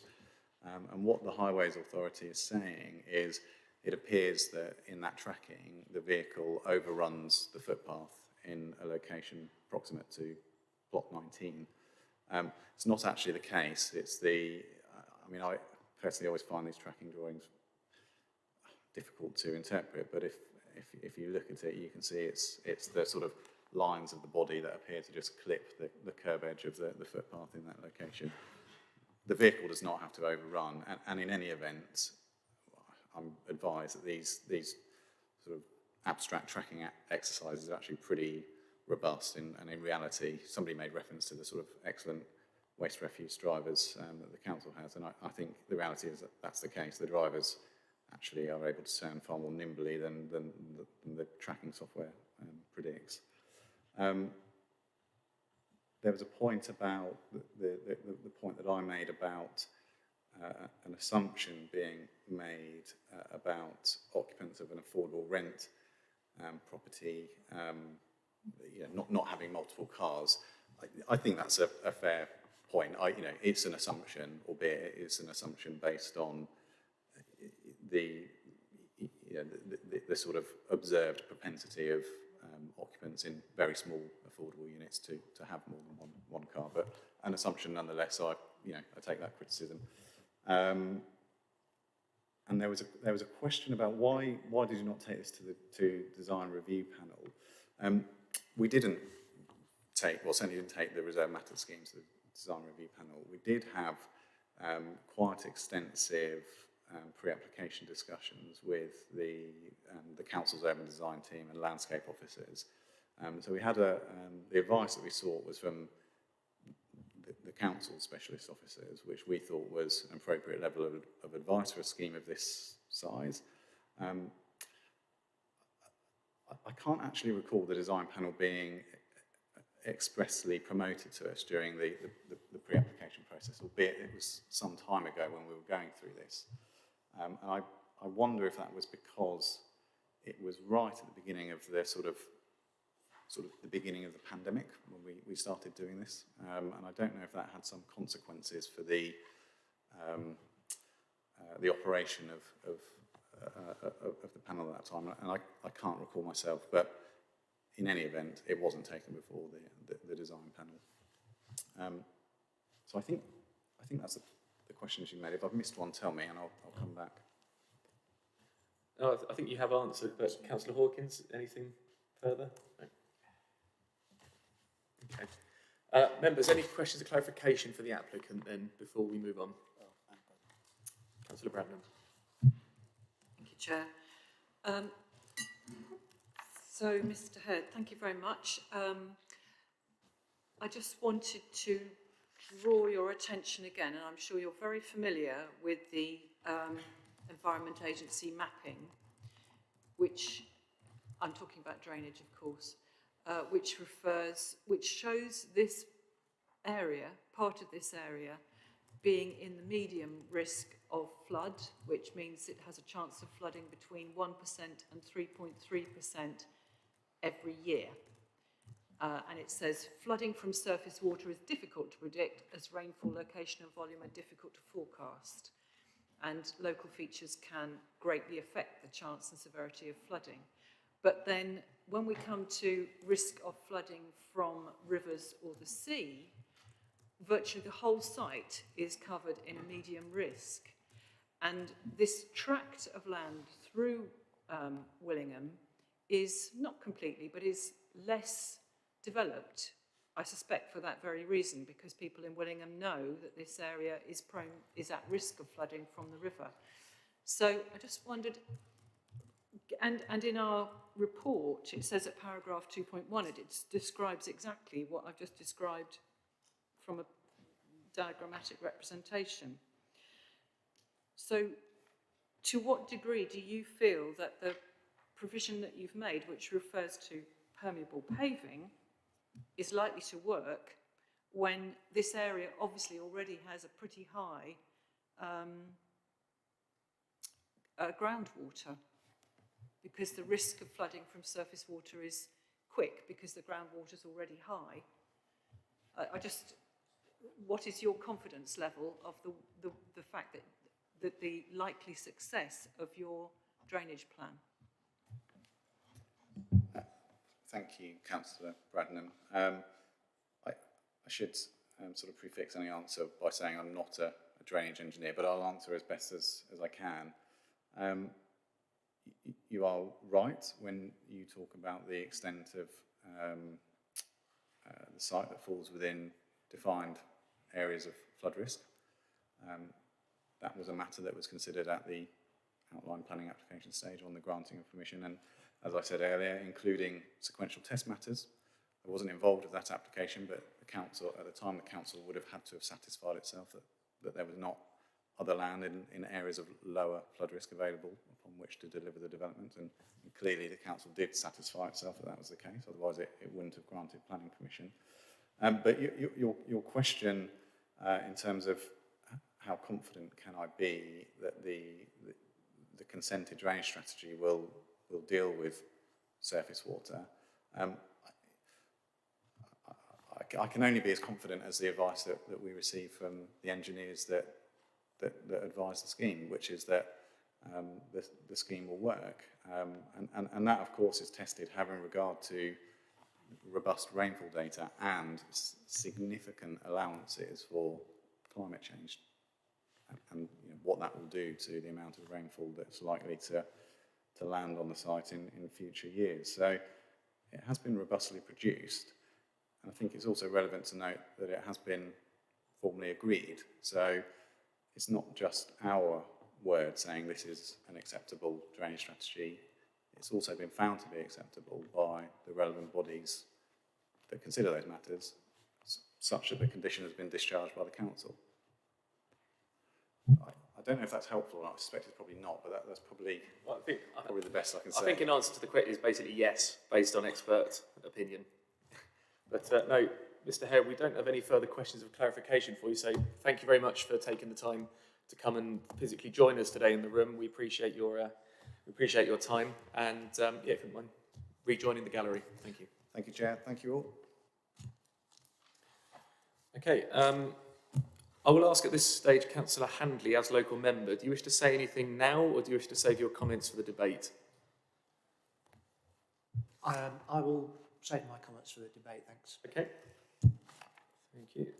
So we are now in said debate, members, so we do now have an opportunity to put forward any views we have on the application, or equally if we have any further questions of clarity for any of the officers that we have supporting us today, if that will help you make your minds up. So Councillor Hawkins, your first hand. Thank you, Chair. Just wanted to say thank you to the case officer for presenting this to us and, doing her best to deal with something that has been going on for a while. I'm still not happy with the situation we have with the comments from the lead local flood authority. I recognize that the condition 11 was discharged. I recognize that they apparently had no comment at the time, but there seems to me to be something still not quite right here. And I would like to really see that resolved. And the fact that there are still concerns from some of the statutory consultees, for me is another, red flag about the fact that this development still has issues to resolve. When I looked at the design, the open space or play area is in the northeast corner. And for me, that is like, oh, yeah, let's just let's put it there. It's right on the back of existing community. And we know what sort of, I think, perhaps noise that could come from an open space like that, depending on what the equipment is that's put there eventually. And of course, that is residential amenity issues for the existing community. So the three key issues for which this application has come to us, for me, have still not, the answers I've had today have still not given me the confidence that I could vote for this. Right now, I can't vote for it. And in fact, I probably would say, propose that we defer this application and give the applicant a chance to deal with these issues. I would rather not see all these conditions being put on to resolve issues that could really have been done for this application. And if we do agree to defer this, can I suggest they take it to the design enabling panel? Thank you, Chair. Thank you, Councillor. Members, obviously we have had a proposal to defer the application. I will ask members if anyone else wishes to make, or firstly, is anyone in agreement and wishes to second? Councillor Braddon does, but before we do that, before we go to a decision on that, I would ask if any other members have any other comments they wish to make or wish to put forward any other viewpoints which might help make other members make their minds up on this. Councillors Bradnam, then Sanford. Thank you, Chair. My observation is that I think that local area of play has been put in that corner because it's the area that's most likely to flood. However, that doesn't make it any more acceptable to the houses on either side. I totally agree with Councillor Dr. Hawkins, and you will have heard the comments I've made. I'm also concerned that it's not just outside plot 19 that the swept path analysis overruns the pavement. It's on that very bendy corner in the middle, the east and north bends that the swept path analysis appears to go over the pavement, which I'm not happy about. So I agree. I don't think the things that were concerned, that were key issues, I don't think they've been addressed. I think there's unclarity about whether the lead local flood authority, which is after all the overriding flood authority in this occasion, was given enough information to make their response. I'm concerned about the parking and I'm concerned about the residential amenity. So I think we should defer this for more information. And I'd second Councillor Hawkins' proposal. Okay, thank you very much. I will take the other speakers I have on the list before we go to that proposal, just in the interest of openness. Councillor Handley, I have you next, then Councillors Williams and then Sanford. Thank you, Chair. Again, Councillors Hawkins and Bradnam have eloquently put across the points that I would have put across myself. I'm deeply concerned that a number of key issues are not clear in this report. Flooding is my big issue, is a big issue. And as Councillor Bradnam says, if you look at the flood map of Willingham, you'll see that there are some exceptions, but you know, for a lot of the spaces in Willingham are blank, and they're blank for a reason, because of this extreme flooding risk. It's flooding risk 3, which means that, you know, there's a high probability. That's the way it's described. So I am very supportive of going for a deferral. Okay, thank you. I have Councillor Williams next, please. Thank you, Chair. I'll be brief. I completely support the deferral for the reasons Councillor Hawkins and Councillor Bradnam have stated. I would just emphasise this one point. If we do agree to defer, when this comes back, can we please have absolute clarity about this lead local flood authority issue? We need to know, are they maintaining the objection in spite of what the council's case is, and if so, why? Yeah, understood, and I see officers scribbling away furiously, so I'm hoping that's been noted. And finally, we have Councillor Sanford, please. Thank you, Chair. I personally have experienced ground floor flooding in a previous house. It's not pleasant wading through 3 inches of water in your living room carpet. I would not be comfortable approving this application until we have comprehensive and unequivocal reports from the various authorities about the flooding risk. So I support deferral pending those reports. Thank you. Okay, thank you very much. Members, we have had a proposal for deferral proposed and seconded. I'm going to run through the reasons I understood for wanting to defer, and do chip in if I've missed anything. So, one, we want some clarity around the lead local flood authority's comments. Do they still have an objection following the council's position and subsequent granting of the condition? The layout of the road, there were concerns raised around that, and we would like some clarity on whether the highway still has a concern around that. I think something along the lines of positioning of the open space as well, I hear, which would probably fall under the residential amenity category. Have I missed anything, members, or misinterpreted anything? Councillor Hawkins, do you want to expand? Sorry, the design issue, i.e. the design of the whole development, and why it didn't go to design enabling panel. Sure.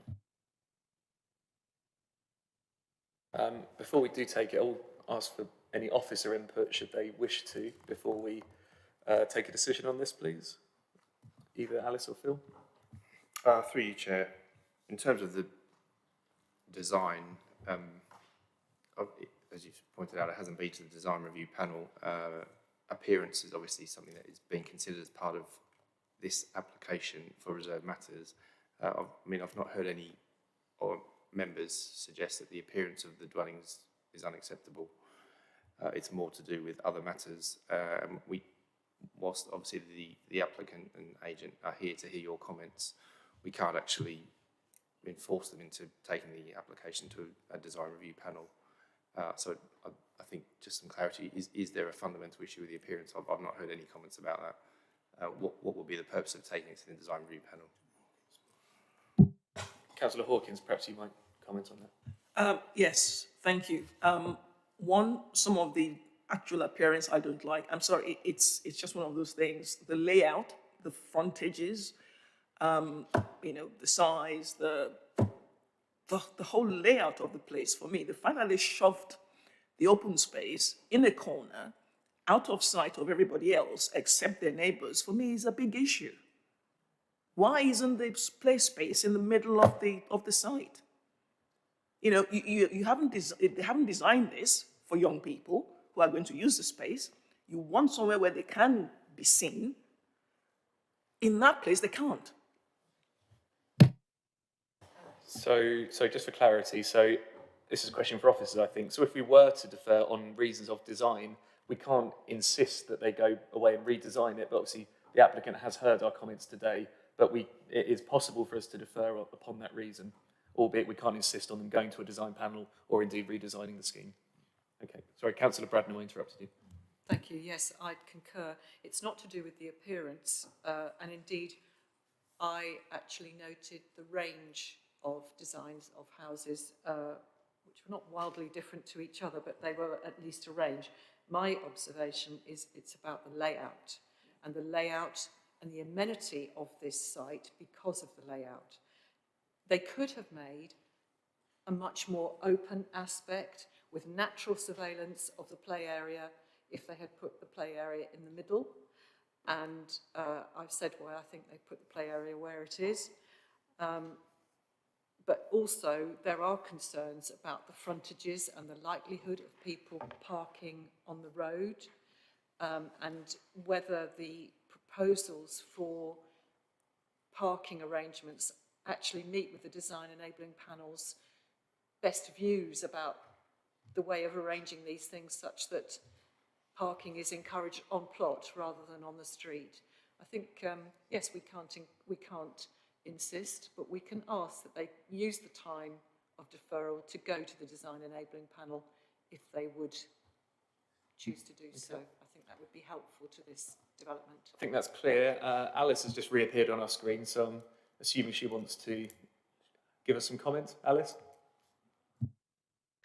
Yeah, I'll just, if it's okay, Chair, if I just get up the site plan again, just to talk through one of the reasons why the local area of play is where it is. And this application has obviously been subject to various discussions, extensive discussions with urban design, planning managers, Stephen Kelly as well.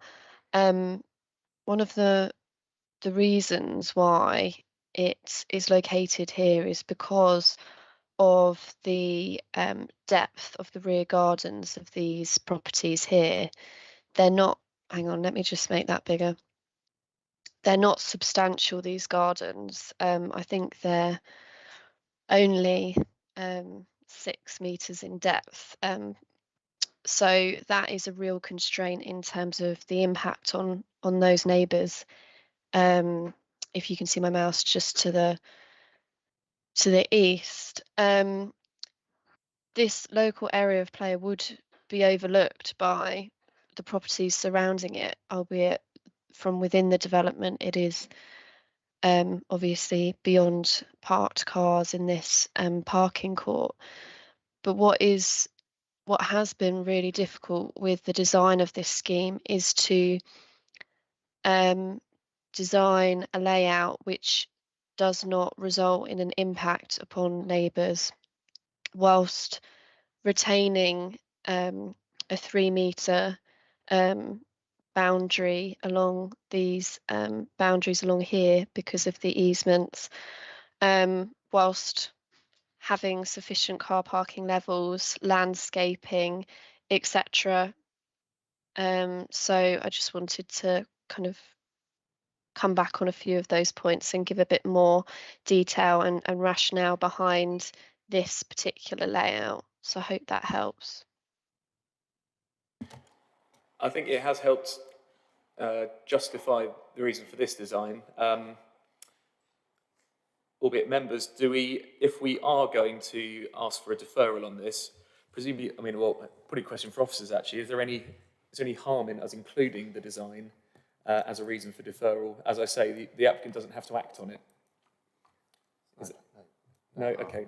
But obviously you've heard a fairly robust explanation. Sure. Okay. Well, members, we've had a proposal that's been seconded to defer. We've run through the reasons that we feel, or that some members feel that the application should be deferred. So I'm going to take a vote on this now, please. If we could do it via the electronic pads. So Aaron, if you could set that up for us. So if we're in favour of deferral, please press green. If we're against deferral, press red. Or if you wish to abstain, press yellow.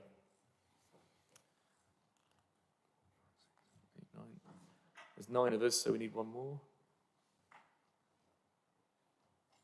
Someone hasn't registered.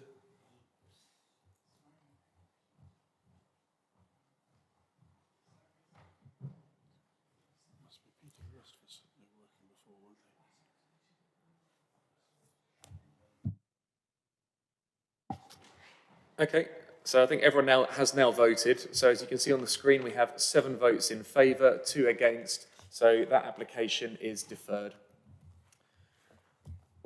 Okay, thank you. Thank you, members, and everyone that took part in that particular item. Okay, members, 12:30 now. Do you want to move to the next item, or should we have a break for lunch? Up to you. Okay, I think we're going to proceed then with agenda item 7, which is on page 105 of our agendas. Members, this is an application, lands to the rear of 18 to 28 Highfields Road, Caldecott.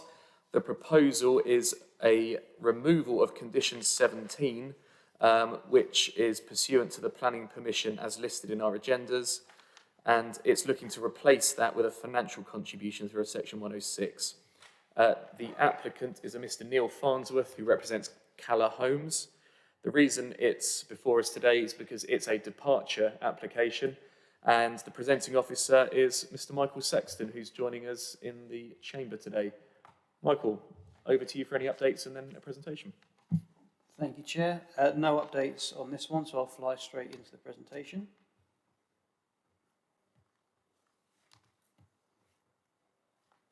he says. Maybe crawl into the presentation. No, it's because Councillor Hawkins said this would be quick. Here we go. Yeah, so this is a Section 73 application that is before members because the original application was a significant departure. So as a Section 73 would constitute a new permission, it's before you again.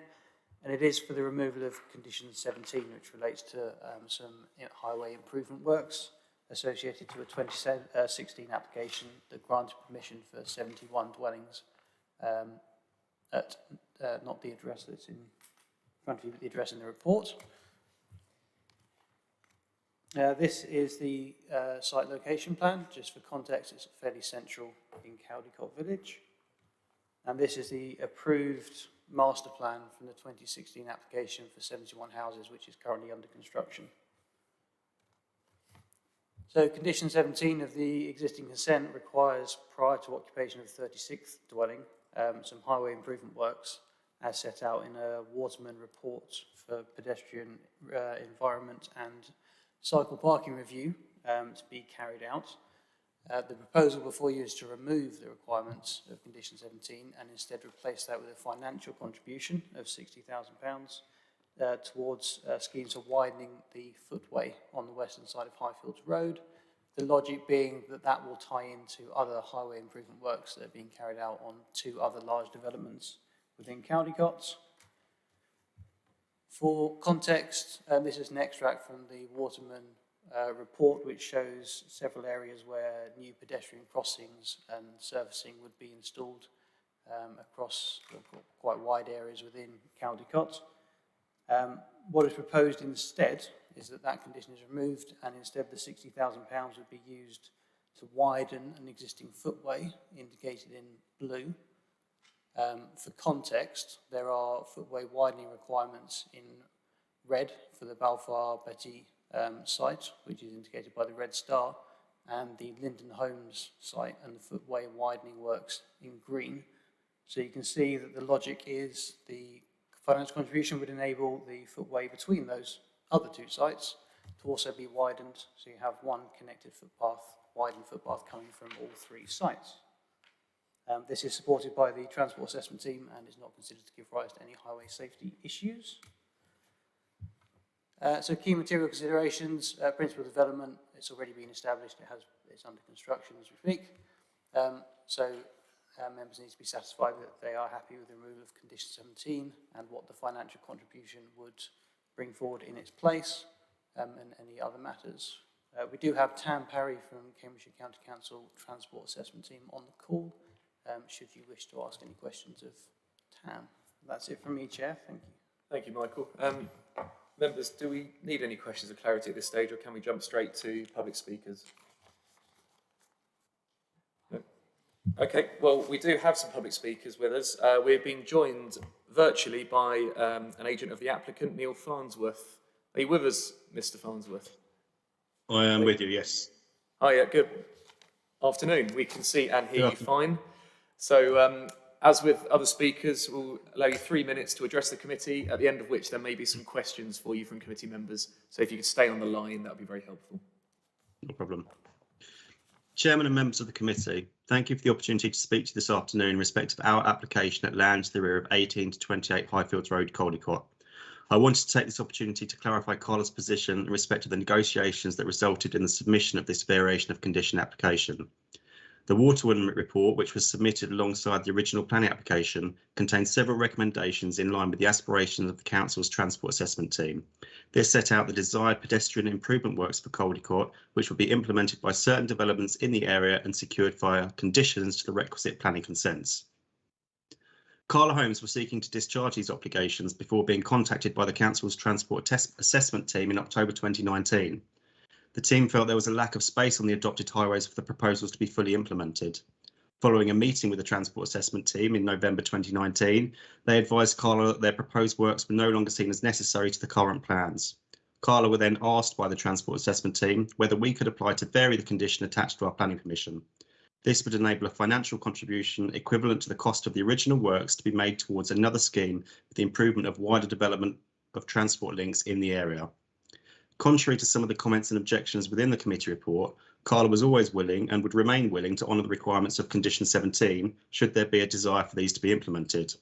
Carla were asked by the transport assessment team to make this application and contribute funds of the value of the original project to an alternative project in the local area.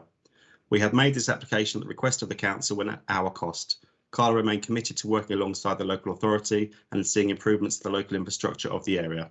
Thank you for your time. Thank you. Very succinct. I appreciate that. Thank you, Mr. Farnsworth. Members, any questions of clarification for Mr. Farnsworth? Councillor Hawkins? Thank you, Chair.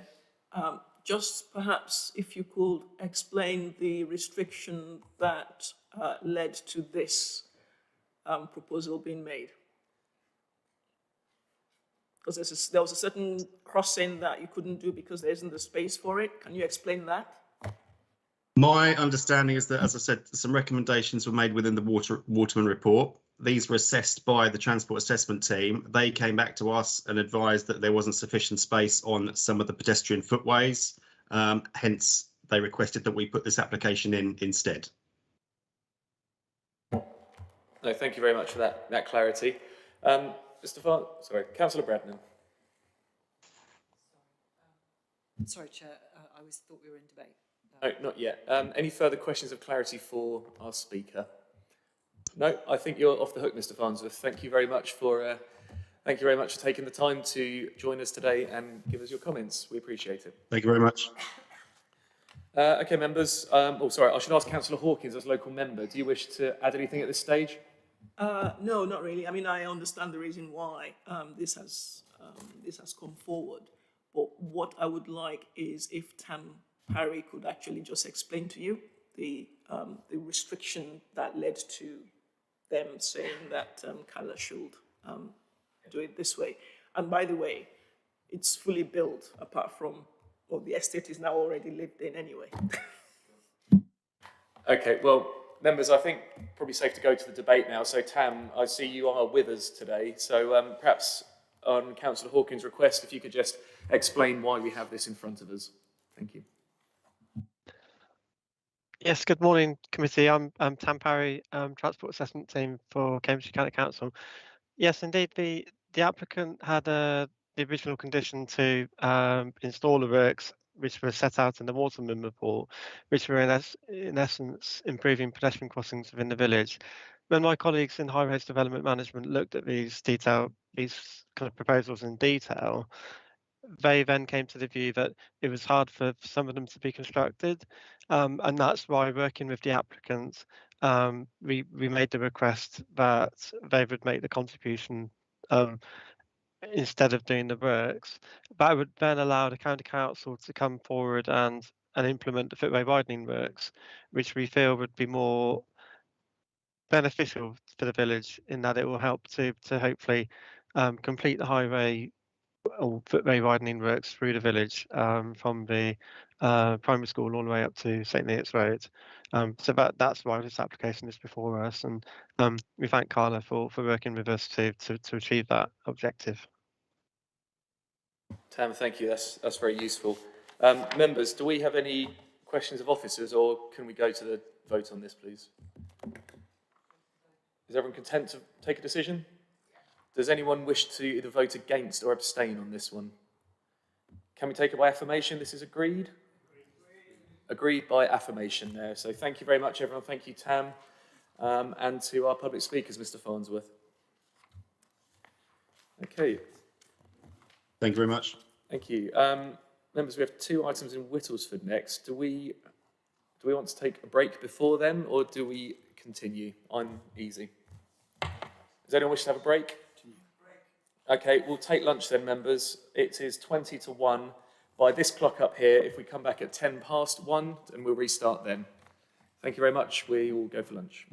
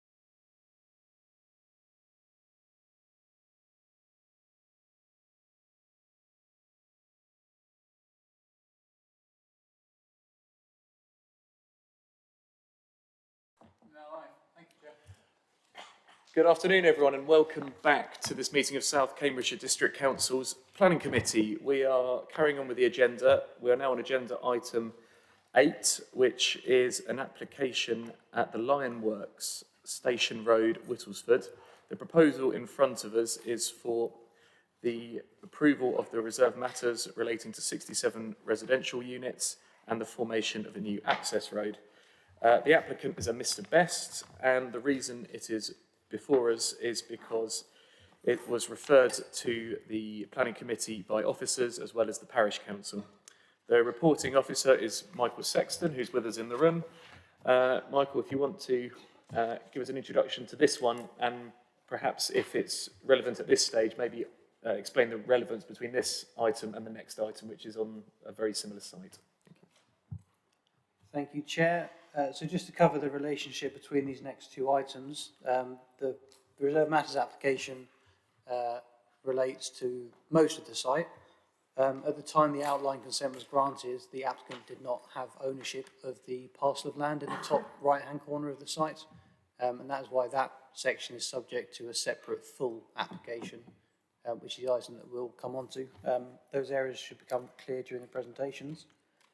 Just in terms of updates, just so that all members are aware, the Council is in receipt of a new full planning application for the site as a whole, so the Reserve Matters area and the full application for you today.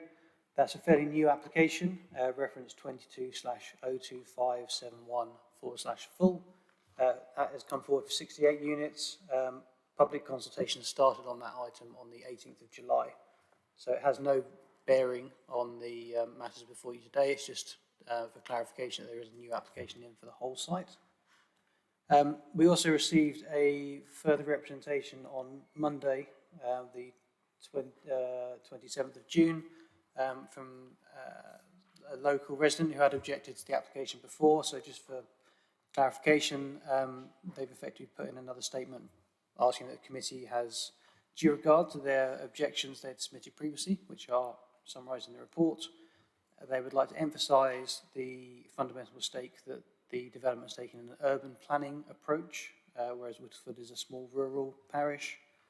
That the applicant has been very reluctant to provide the appropriate level of affordable housing across the developments. And again, reference to lack of affordable housing. And that the sites are remote from the village and the proposed play facilities for children are inadequate. So no new matters raised, but just to make members aware that did come into us on Monday. I'll share my presentation.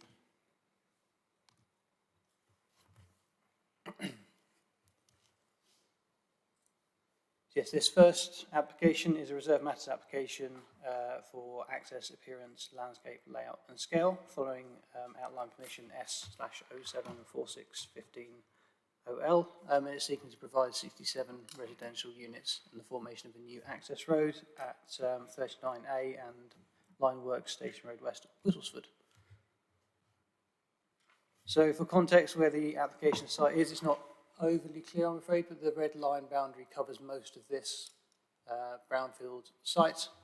It's Whittlesford Bridge. You've got the train station here, Whittlesford Bridge residential area to the west of the site, sort of industrial, light industrial area to the east. The main village of Whittlesford is off this map up to the north, and you've got the A505 running to the south. In terms of constraints, the site is within the village framework boundary of Whittlesford Bridge, and it abuts the green belt on the western and northern boundaries of the site, as shown on the map. And there are a couple of listed buildings just to the southeast of the site on the other side of the railway station down there. Just to give members some context, these are a couple of images taken from the LVIA, Landscape and Visual Impact Assessment. This is a brownfield site, a former scrapyard site. So these are just some photos from within the application sites. And then some views from the surrounding area. So this is to the south of the site at the bottom of Station Road, where you've got some parking for the railway line, as you can see. The village vet building, which is to the south of the application site. So the site is behind these buildings here. Station Road West rising to the... and just some examples of some residential properties to the west of the site along Station Road West, a mix sort of rural character of single-storey, 1.5-storey and 2-storey properties. This is a view from the bridge over the railway line looking towards the application site. So again, you've got the village vets at the front and then the application site sitting in behind these trees. So this is the site plan for the Reserve Matters application. You've effectively got 3 apartment blocks marked up as B, C, D and E, and then terraces and semi-detached properties, the sort of northwestern portion of the site. Elevations of blocks B and C, which are the ones that sit on the right-hand side of the site closest to the railway line, 2.5 to sort of 3-storey square buildings. Block D, which is the large central building, which then extends onto a part block E, which we'll come on to in a minute. Again, sort of a 3-storey blocky building. And then block E, which is attached to block D, which is a slightly smaller element. And then this is just a typical elevation of one of the proposed residential dwellings. And just the landscape master plan, just to show members sort of limited areas of soft landscaping that have been incorporated, and a locally equipped area of play, which is in the layout that is required by the outline section 106 agreement, sort of central to the site. Again, jumping back to some extracts from the landscape and visual impact assessment, the top image is the site as existing, and then the bottom image is site as proposed, with the proposed buildings sort of washed onto the background, so you get a sense of their sort of bulk and form sitting within the context of the site. They are going to be taller than the village vet building and the industrial buildings to the east, which are just off this image.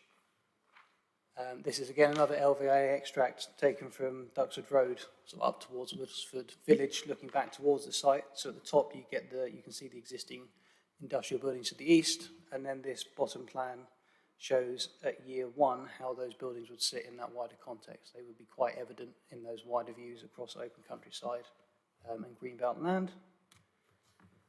So a lot of material considerations as set out in the report. Officers are not satisfied that the proposal provides an acceptable design in terms of layout, scale, appearance and landscaping. The reserved matter of access is acceptable and there's no objections from technical consultees in that regard. Officers also have concerns with the quality of amenity that's afforded to several of the units within the site. As you'll see, there are 3 reasons for refusal. Apologies, there's also scale, landscaping and appearance all sort of links into considered harm to the adjacent greenbelt and countryside as set out in the report. In all other regards, the development is acceptable, but there are those 3 reasons for refusal as set out in the report. That's the end of my presentation.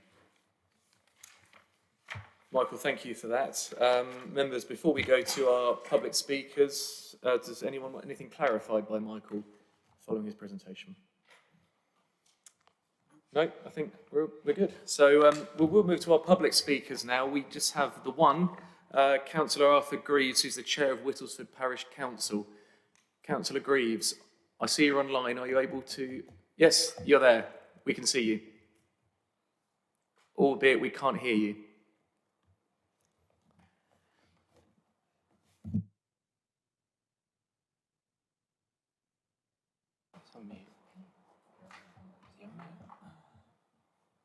Apologies, Mr. Greaves, we're struggling to hear you at the moment.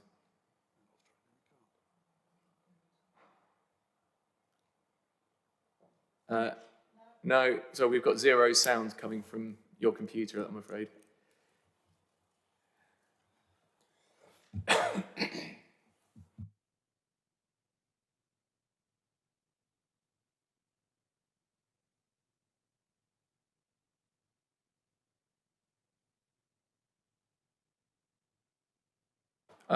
Mr. Greaves, I don't know if you have any headphones you can plug in and use those to speak to us. I think there might be a problem with your mic on your computer.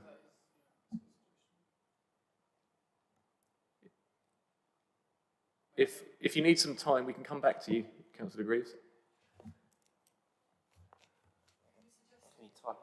Can we suggest that Mr. Greaves leaves the meeting and comes back in again, because it might just be a setting?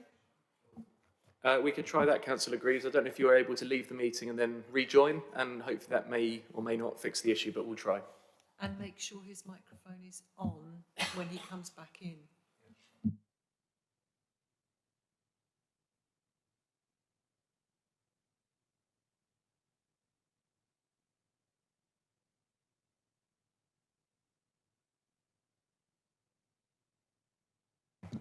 Well, in the absence of any other public speakers, I'll ask Councillor Williams as local member if you wish to say anything at this point to this application, or... I'll speak at the end. Thank you, Chair. Okay.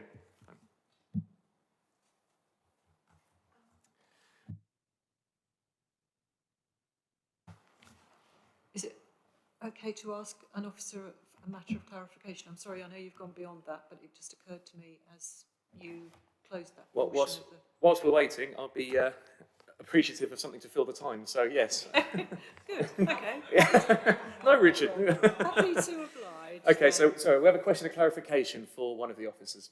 Okay, so I just wondered whether you wanted Mr. Greaves to be able to hear the answer as well. But anyway, my question is, given the concerns that have been raised about the density of the application, are we confident that the parking arrangements are suitable and in compliance with our policy, but also sufficient for the number of dwellings on the site? Because it does look quite a densely packed site. So, Michael, question about car park density? Thank you, Chair, through you. Yes, the parking provision, which in this instance a lot of it is being made underground under the apartment buildings, would meet the local plan policy requirements. The residential properties would all have 2 parking spaces, one through an integrated garage and one outside, but within the curtilage. And then the apartment buildings, where you've got the 1 beds, they would have 1 parking space, and all other properties would be served by 2. So there is sufficient parking spaces. And I think in the report I set out that if it was approved, we'd perhaps ask for a condition about cycle parking. But the provision within the site would meet the number of units in terms of number of beds that are being provided. So there's no objections on parking grounds. Thank you. Okay. I can't think of anything else to... No, that's fine. I think we have Councillor Grieve has rejoined us now. Councillor Grieve, are you with us? Yes. Can you hear me? Problem solved. We can hear you fine. Operator error.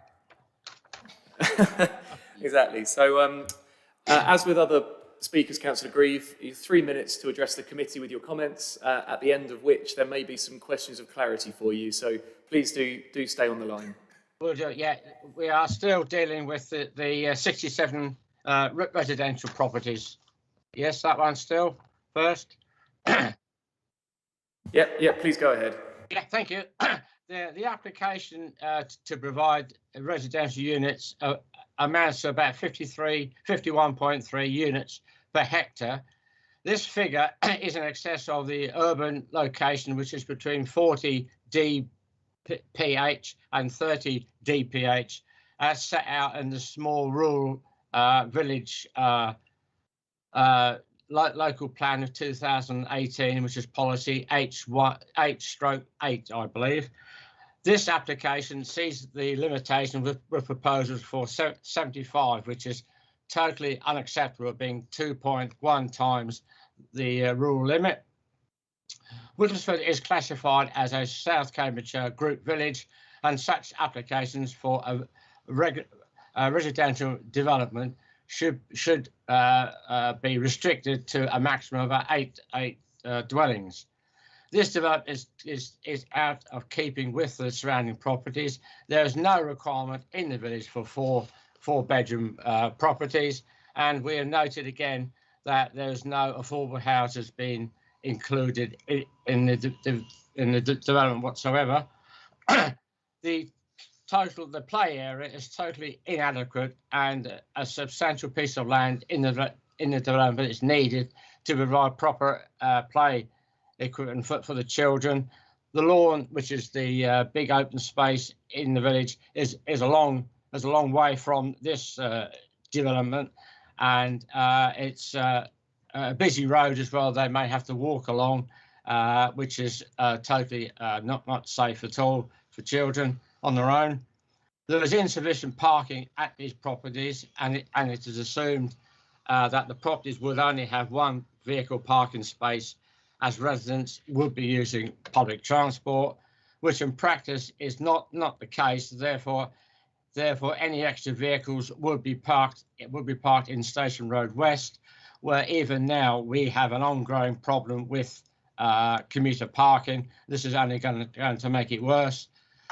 There are no real public transport.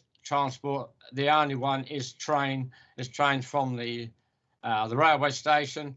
That the buses run every one and a half hours, and there's no service in evenings or on Sundays. As you will see from other communications that you have received, that the Parish Council opposes this development. We can't see any difference in what they've put in the past. The developer is trying to cram in as many units as he can on site, and has not taken on board any comments which we have raised. Therefore, we would ask you to reject this application. Thank you. Thank you very much, Councillor Grieve. Sorry, in the excitement of you having the microphone working, I forgot to ask if you had the permission of your parish council to represent them here today. Yes, I do. Yes. Good. Can I take that as read for the next application as well? Yes, that's right. Good. Yes. Thank you. Yeah. Okay. Questions of clarification for the parish council. Councillor Bradnam. Thank you very much, Chair. Thank you, Mr. Grieve. Can you just let us know whether you've had a recent assessment of housing need in Whittlesford Parish? Excuse me, we are in the process of doing a neighbourhood plan, and we have got a questionnaire which is going out in the next week or 10 days to double check that. But as it still stands at present, no, we haven't got any great need for these vast number of houses. Thank you. Thank you very much. Councillor Greaves, I think no further questions of clarity for you. I think it's very clear, and obviously we have the parish council's written submitted comments in front of us on paper as well. So we thank you very much for taking the time to address us. Yes, with that, members, we have no further public speakers, so we can move straight into debate. Do any members wish to kick us off? Councillor Hawkins, then Bradnam. Thank you very much, Chair. When I read this through, I just thought to myself, there's so many objections from our statutory consultees. I mean, even the urban design officers, so, there's lots of objections there. Affordable housing. I mean, the level of affordable housing is so low.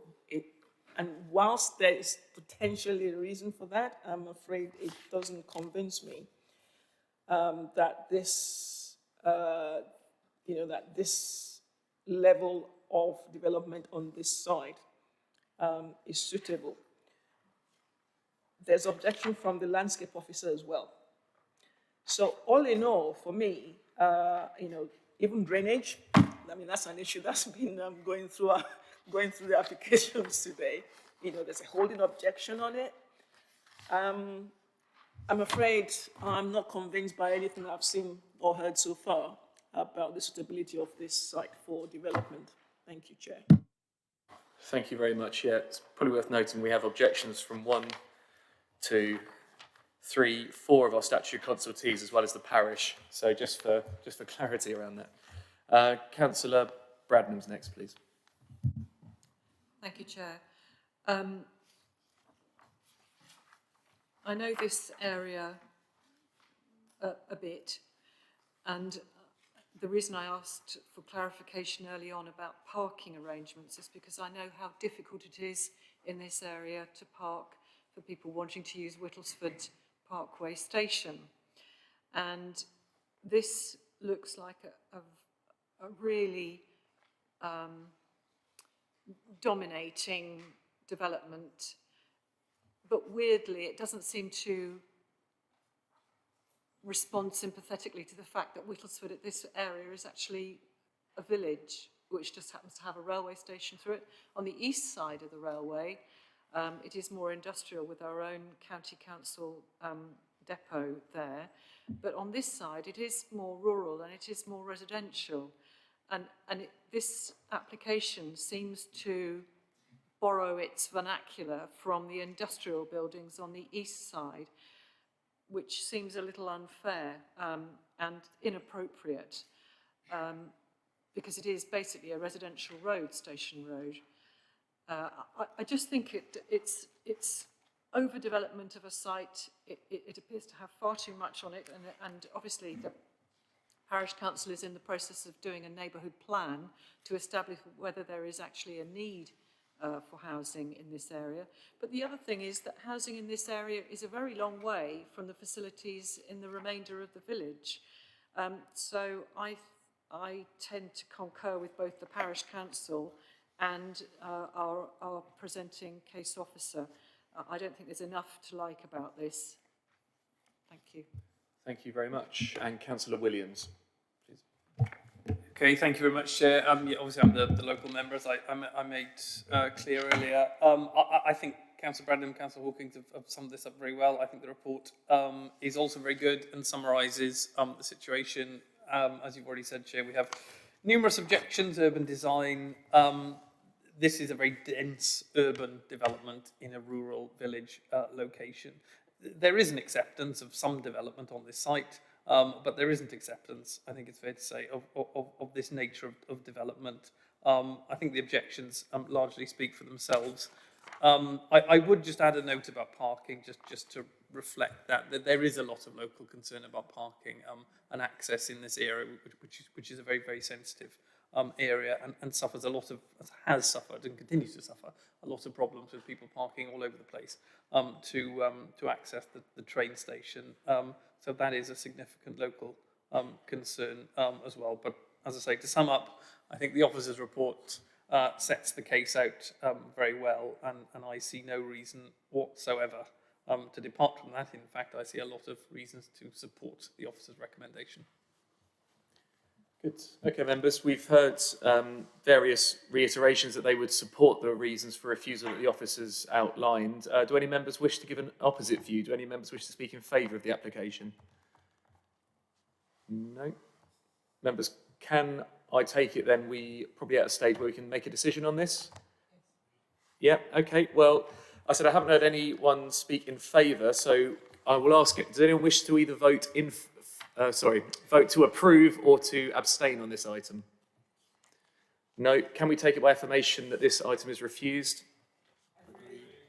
Agreed. Okay, so that is unanimously refused.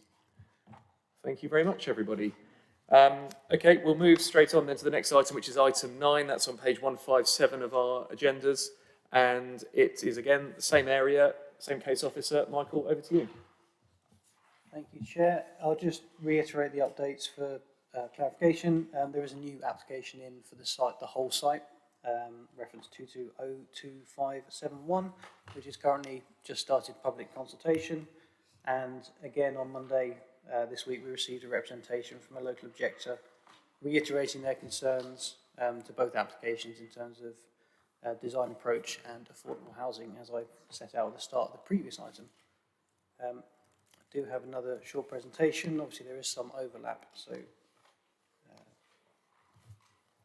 apologies if a lot of this is repeated. But this is a full planning application for 8 flats delivered through a 3-storey building. I've not got my pointer. So this parcel of land is the northeast corner of the site, which wasn't part of the outline and reserve matters application. Access would be taken through the same area as the reserve matters application. Again, constraints within the framework adjacent to the green belt and listed buildings to the southeast. This is the existing site, so this is the existing commercial unit that would be demolished. And again, I showed these on the previous slide, the industrial area to the east of the site and the railway line, the village vets and Station Road West to the west, where you have rural properties, single story, 1.5 story, and 2 story. And again, a view from the railway line looking across to the site, which would be that building just between the tree and the white building is the one that's to be demolished. So it's this proposed site plan, 3-story flat roofed apartment building in the northeast corner of the site. Design follows the themes we've just looked at in the reserve matters application. And again, this is the landscape master plan, which shows the access route and limited planting around the edges of the sites. And again, the LVIA extract, this time in colour, to show the proposed buildings. The one that is before members in the full application is the building furthest away, so it's not particularly clear on this image, but again, it just gives a sense of how these would sit within the context. Again, taller than the industrial buildings to the east. And again, an extract from the landscape and visual impact assessment. The block A that is being considered is this block here. So again, you can see how that sits in the context of the existing rural landscape. Again, a range of material considerations. It shouldn't say reserve matters, access, layout. I haven't updated this slide, my apologies. But again, officers have concerns about the design approach, the wider landscape impact, and in this instance, the parking provision, because there are 8 flats, some with multiple bedrooms, and there are only 6 parking spaces provided. So acknowledging the wider parking issues, this site doesn't deliver enough for the proposed development, which may have an increased pressure on the surrounding area. So again, the application is recommended for refusal on design, landscape, and parking grounds. Thank you, Chair. Thank you, Michael. Members, before we go to the Chair of the Parish Council again, does anyone have any clarification points for the officer? No, I don't see any. So we will ask Councillor Greaves if he could return to our screens. Hopefully I'm there. You're back and we can still hear you, which is good. Oh, great, that's good. So, yeah, I have to go through this. So just to clarify, you've got the permission of the Parish Council to address us today? I do, yes. Good. And again, as with the previous item, 3 minutes to address us, at the end of which there may be some questions. So if you'd stay on the line, please. Of course I will. Yeah, thank you very much. This application, again, breaches the housing density policy of 2018, which states there should be between 30 to 40 DPH. This site now is shown as 62.5, so it is, which is clearly over development of the site. We've tried to explain to the developer that there is some much needed affordable housing in the village. That seems to be ignored. This 3-story block of flats is absolutely out of keeping with the property surrounding the site. Again, the children's play facilities are totally inadequate for both developments, and a large piece of land is required there to give the children a proper play equipment area. As I said earlier, apart from the trains, public transport is non-existent. At the very best, buses run every 1.5 hours. And as I said earlier, there are no services in evenings or Sundays. As already been picked up, we believe there's insufficient parking arrangements on site, which means again that the people's vehicles are going to have to be parked on Station Road West, which we have problems with commuter parking even now. It was stated at their presentation that the area would be laid out just for pedestrians, and only when we asked about delivery vans, the presentation, the presenter didn't have an answer how they're going to deal with that. The same went when we asked about the refuge lorry. Again, there was no answer. They give you no answer to that.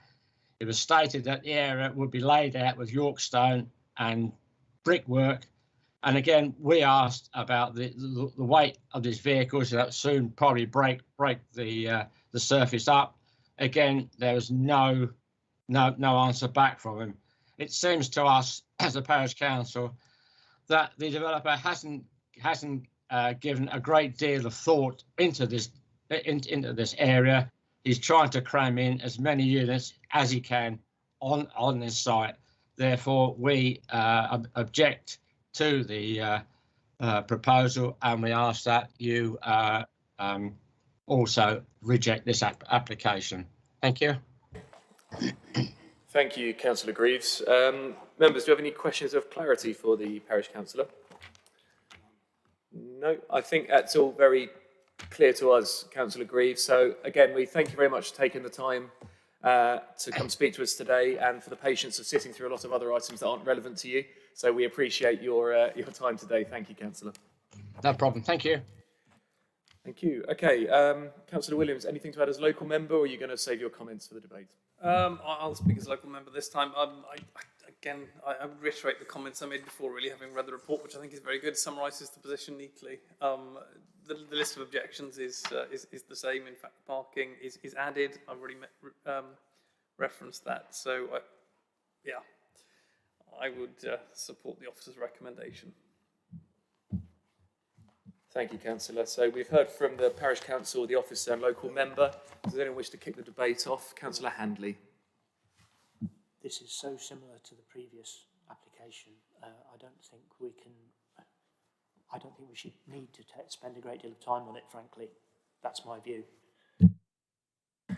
Does anyone need any further debate on this before we go to a decision? Councillor Bradman? Not really. I think the same, as Councillor Handley has said, I think the same things apply to this as applied to the previous one. But with the addition, not to disappoint the committee, of drainage. I'm not going to go into it in detail, but it is referred to in the report. So, yeah, that's enough. Thank you. And Councillor Fane, please. Chairman, I endorse what Councillor Williams said about the quality of the report, and I accept what was said earlier about many of the issues being related to the previous application. I just think that in considering this application, we need to bear in mind that when you're talking about what is effectively a brownfield site right beside a railway station with a very good service to Liverpool Street, we will have to consider whether some rather different there may be some different considerations applying in relation to density, car parking and so on than would otherwise be the case. Having said that, I think the officer's recommendations are very clear, and I would suggest we're now in a position to move to a vote. Okay. Good. Does anyone wish to put forward? Again, we've heard people supporting the recommendation of refusal. Does anyone wish to put an opposite view forward and speak in favour of the application? No. So if we were to move to a vote, would anyone be inclined to vote in favour of the application or abstain? No. Again, could we take the officer's recommendation of refusal? That is, people are unanimously in favour of that? Agreed. Okay, so with that, we have unanimously refused that application. Thank you very much. Okay, with that, we move to agenda item 10 on the agenda, which is page 183. This is an application number 4, West Ratting Road, Balsham. The applicant is a Mr. Blant, and the proposal in front of us is for the demolition, replacement and extension of existing timber-framed building. The reason this is before us is because the building in question to be demolished is listed. So by process, every listed building demolition has to come to planning committee. That's the reason it is before us today.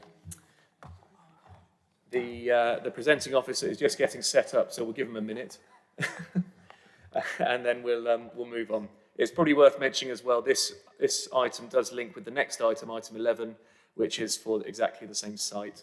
So we'll give the presenting officer, Tom Chenery, a few moments to get set up, and then we'll hand over to him to present the applications to us.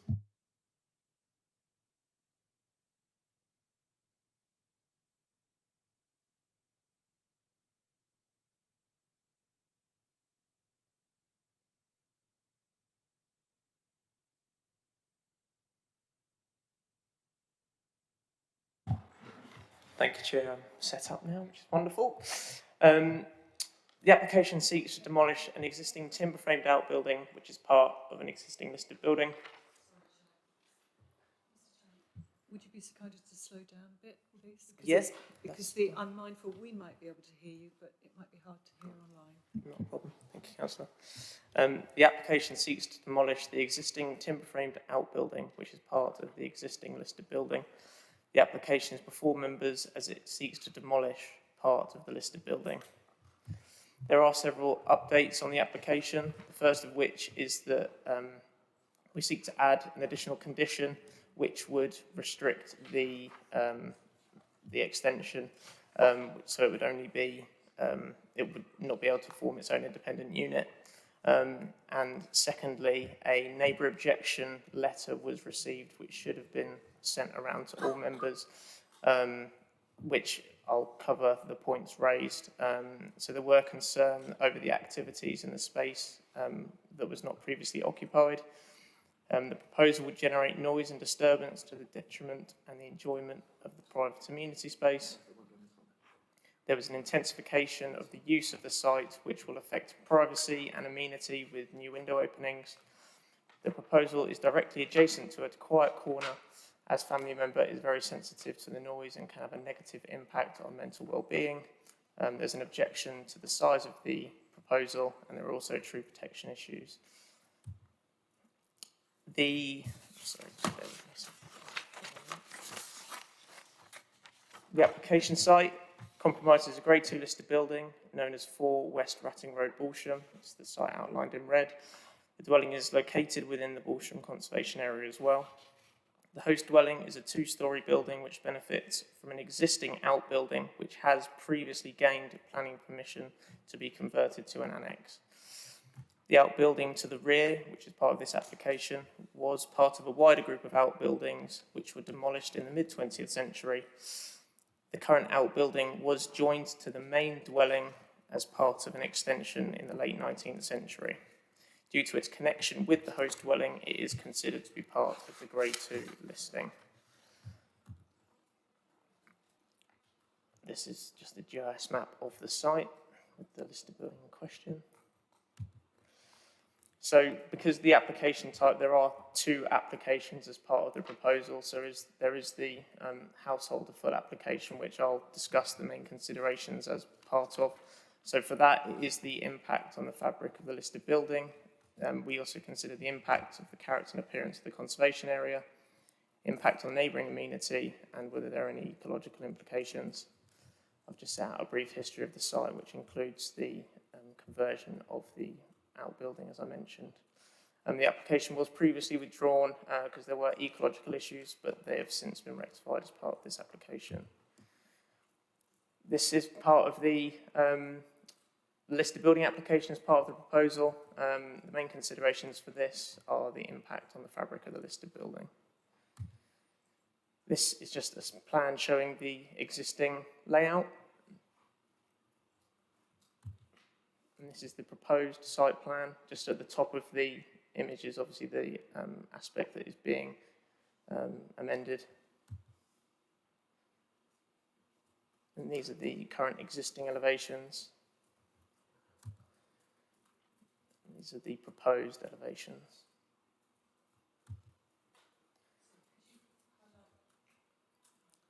Yeah, so yeah, that's, no, that's fine. Just get the laser pointer up.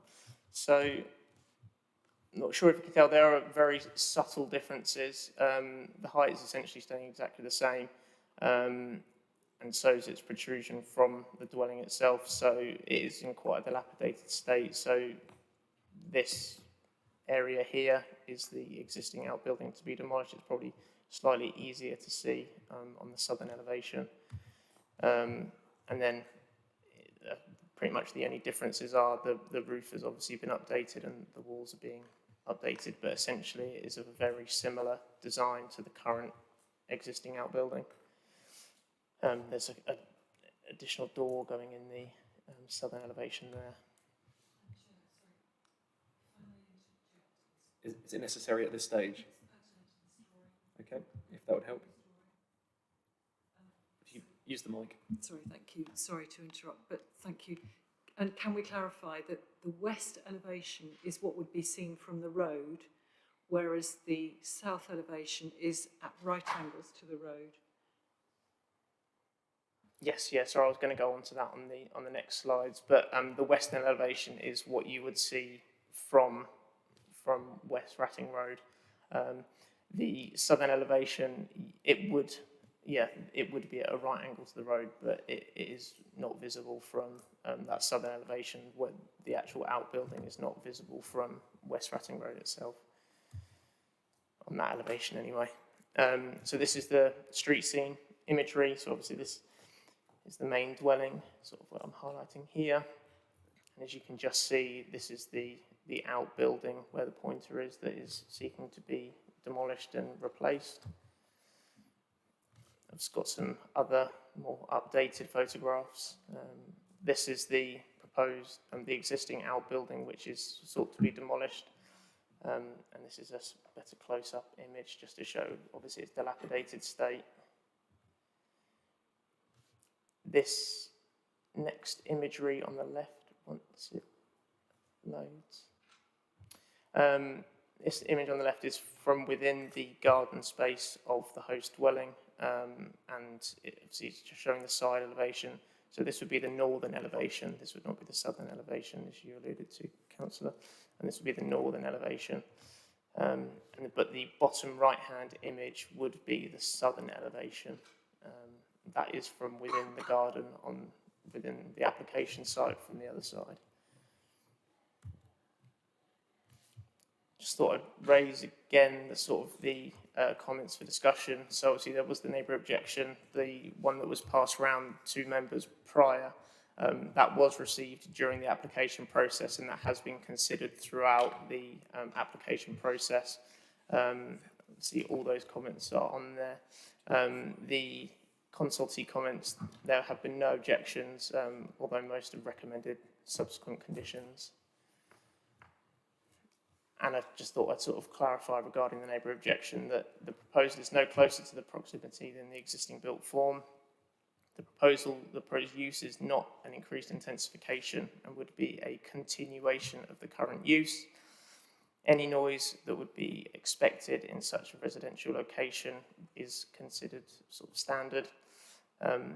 There are no trees within the application site that would be impacted by the development. The development should not encroach onto the adjacent land where any trees are located. Overall, officers consider that the proposal is acceptable and does not cause harm to the fabric of the listed building or the character and appearance of the conservation area, and would not result in harm to the amenity and living conditions of adjacent properties. Thank you. Thank you. Members, as we have no public speakers other than obviously the written representation from the neighbouring property, which was emailed around to all of the committee members, I think we can go straight to questions of clarity as well as debate if people wish to give a view on the application. Councillor Bradnam.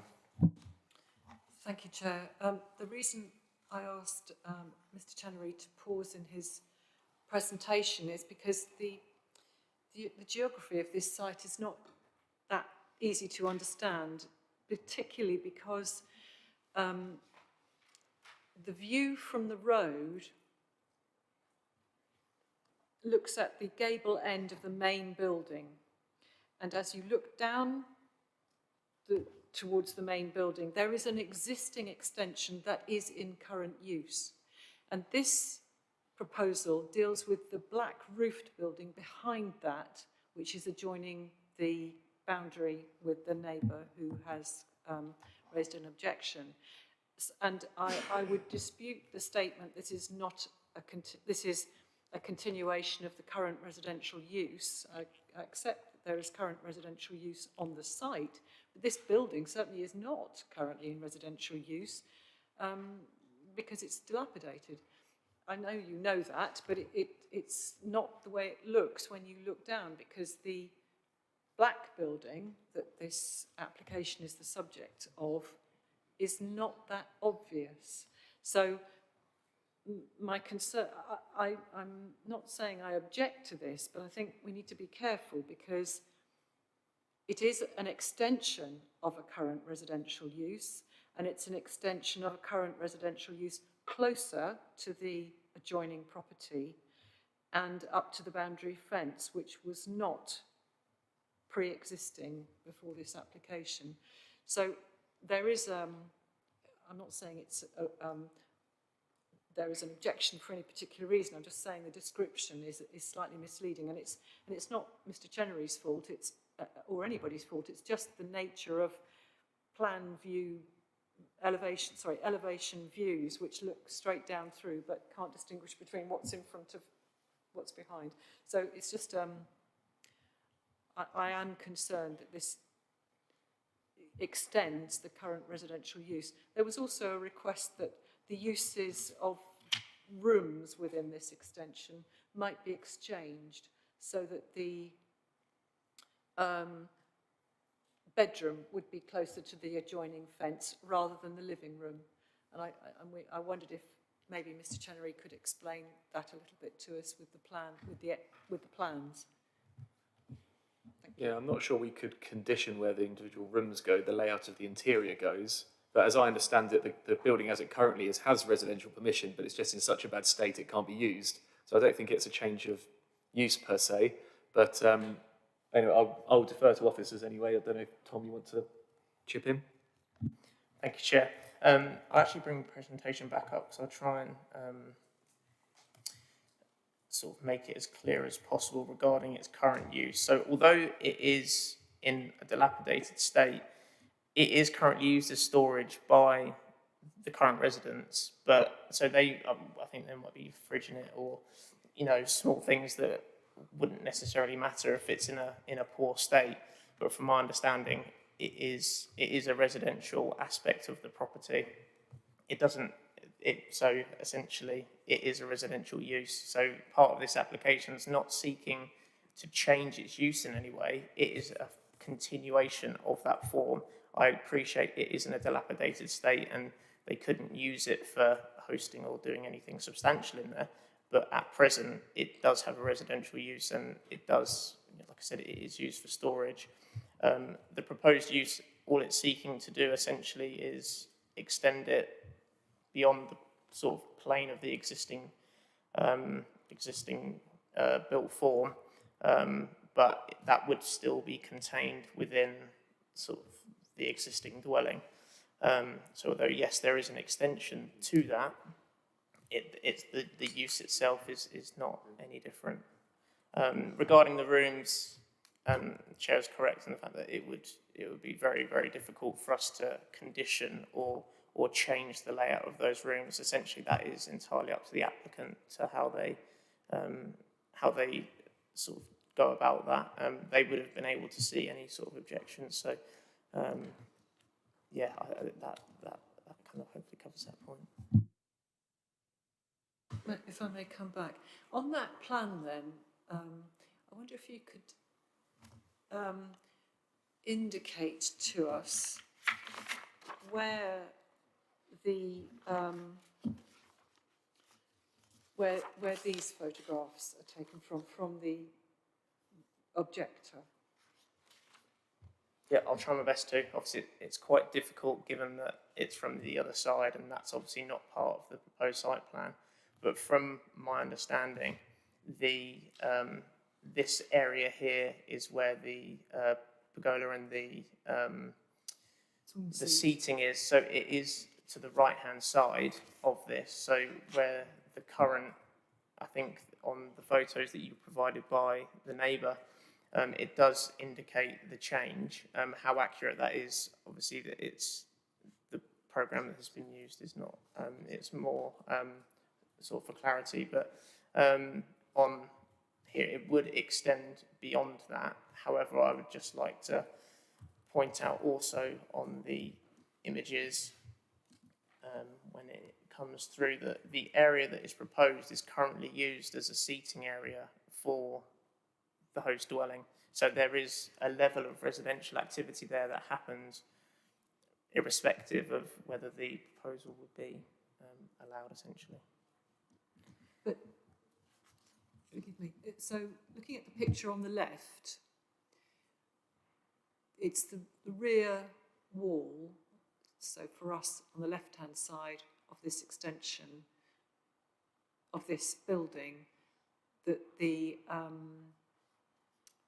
that would adjoin the rear of this seating area of the neighbour.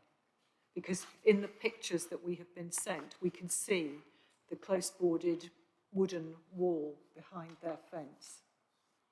So we're actually talking about an area behind. No, Or sorry, is that just to showing clarify, this- that's the actual dwelling. So what you can see in those images, that is this dwelling. That's this close boarding here, because of the proximity of the outbuilding to the fence. In the images that you can see, you actually can't see the cladding in those images. So in this area here, in this bottom right-hand photograph, where sort of the cursor is, that is where the proposal would extend to. Okay, that's fine. I think that's clear, Tom. Councillor Fain, I've got you next on the list. Thank you, Chair. My question in relation to the comparison with the original, current of the proposal, I think has been answered by the case officer. It seems to me that, from what I understood, this building is listed principally because, due to another building, it has become attached to the listed house. And yet it does seem to me from the photographs of the ancient chimney there, which would seem to be at least 150 years old, that it might have been listed anyway. I assume we have to treat it as being listed, regardless of that.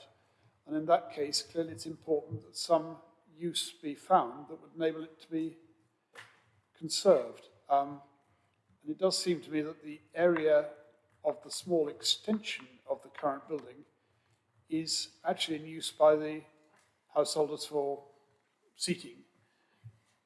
It doesn't seem to me clear that the noise levels from an extension with its back to the neighbouring premises would be any greater than the noise levels from the current use. And so I'm a little in doubt as to the grounds for the objection from the neighbours, but I appreciate they do have special needs to consider. So I'm moving on to the debate here, really. It seems to me that there are good reasons for approving this, and that is probably what I would be inclined to do.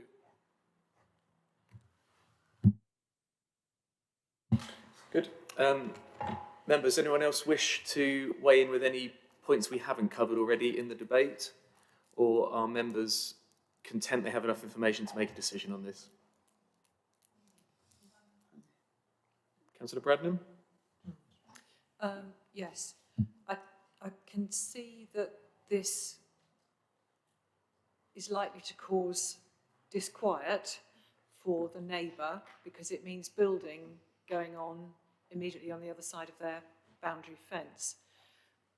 But looking at the site and the proposed use, it does not seem unreasonable to me. It's within their own site, it's within their own curtilage, it's extension of an existing, it's extension of an active residential use into the rest of the building, and actually would hopefully restore that building to some degree.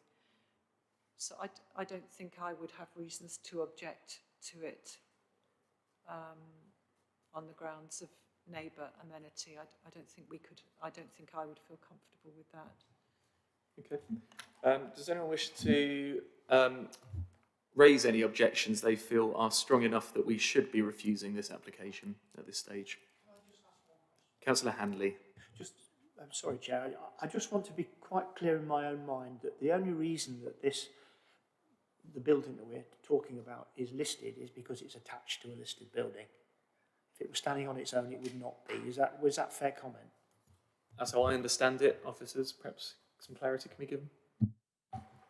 It might be curtilage listed, just due to its association, but you're correct. If it were to be detached, then there's the potential it might not be listed whatsoever. But I'd have to listen to conservation about there being a curtilage listed. Okay.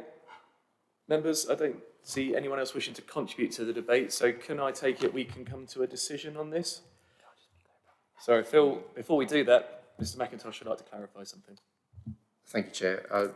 Through you, we've obviously got two applications before you in relation to this development, one being for listed building consent and the other being for the householder planning permission.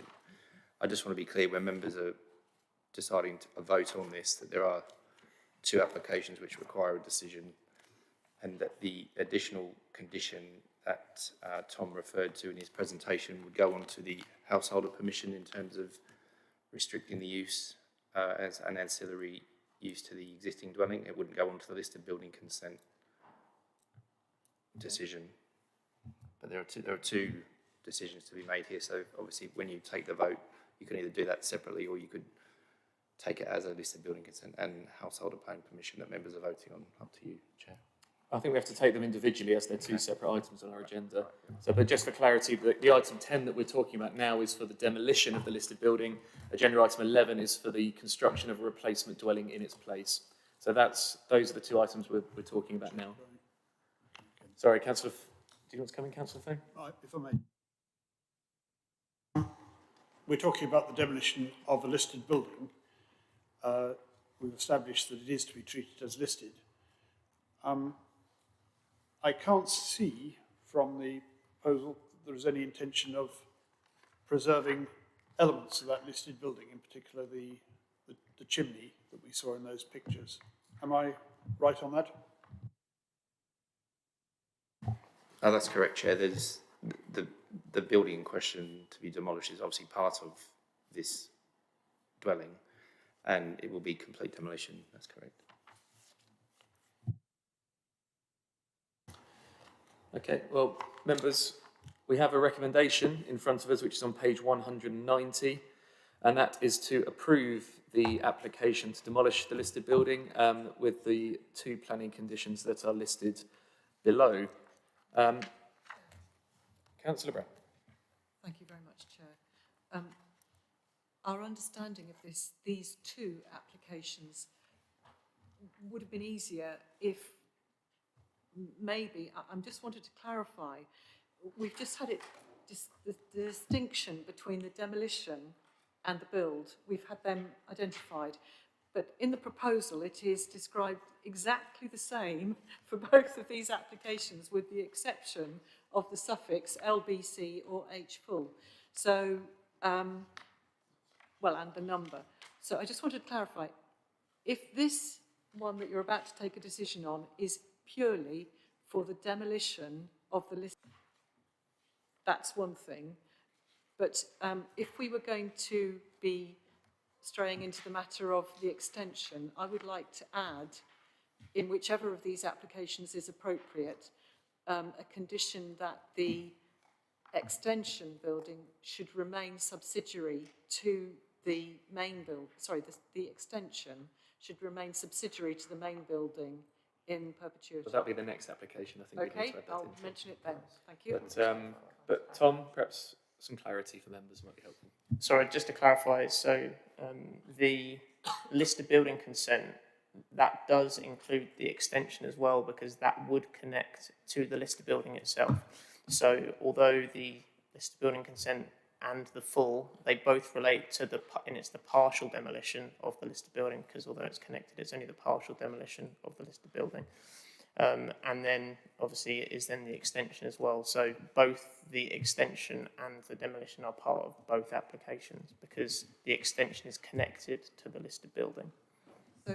So if we wanted to ensure that any subsequent building remained subsidiary to the main building and annexed to it,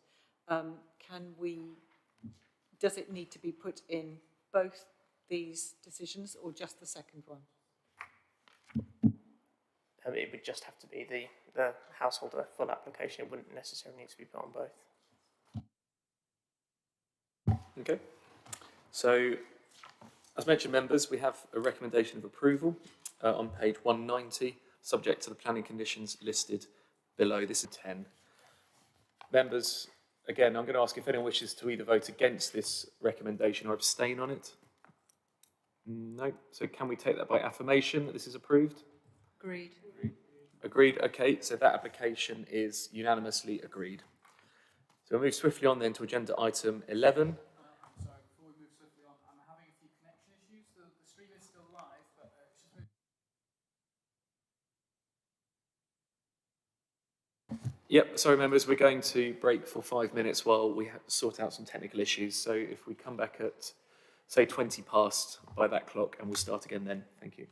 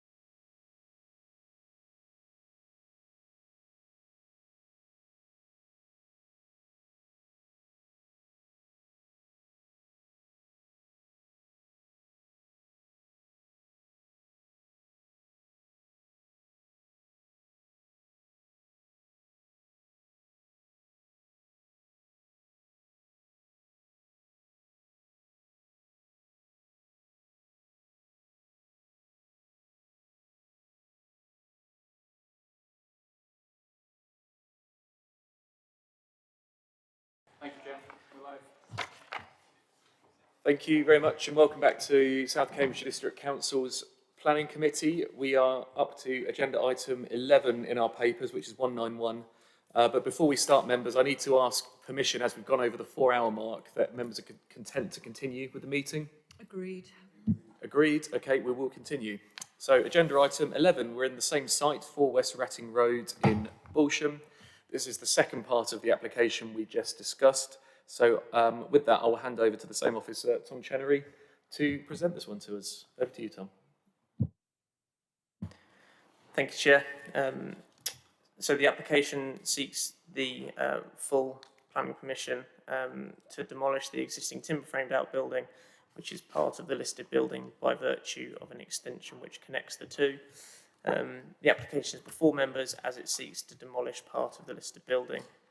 There are several updates on this application, also on the previous application, that there is a condition that is sought to be added to any permission that would restrict the proposal from being its own independent unit. So obviously that has been requested at the beginning. There's also, there was an objection received on the listed building consent, but it has obviously been discussed within the previously and within the full application.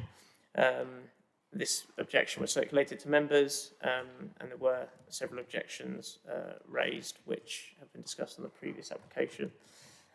These relate to noise, tree impacts and also an excessive scale. Chair, would you like me to run through a quick presentation to sort of keep, or are you happy to? I think a very brief overview of what the application is, just to jog members' memories, would be sufficient, I think, Tom.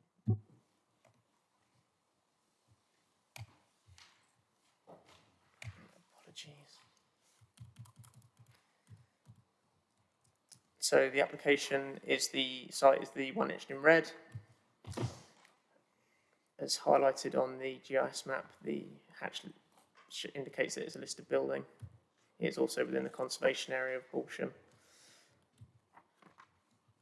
The main aspects of this application to be considered are impact on fabric, impact on the character and appearance of the area, neighbouring amenity impacts and ecological implications. The existing layout is shown with the proposed layout with the extension at the top. These are the existing elevations and the proposed elevations, just indicating that the west elevation is the view that would be seen from the street scene, and any extension on the southern elevation would be partially visible. There's a Google Street View image as shown. Some front elevation photographs. Obviously the building in question is the black one with the tin roof in front of the vehicles. This is the extension which essentially makes it listed.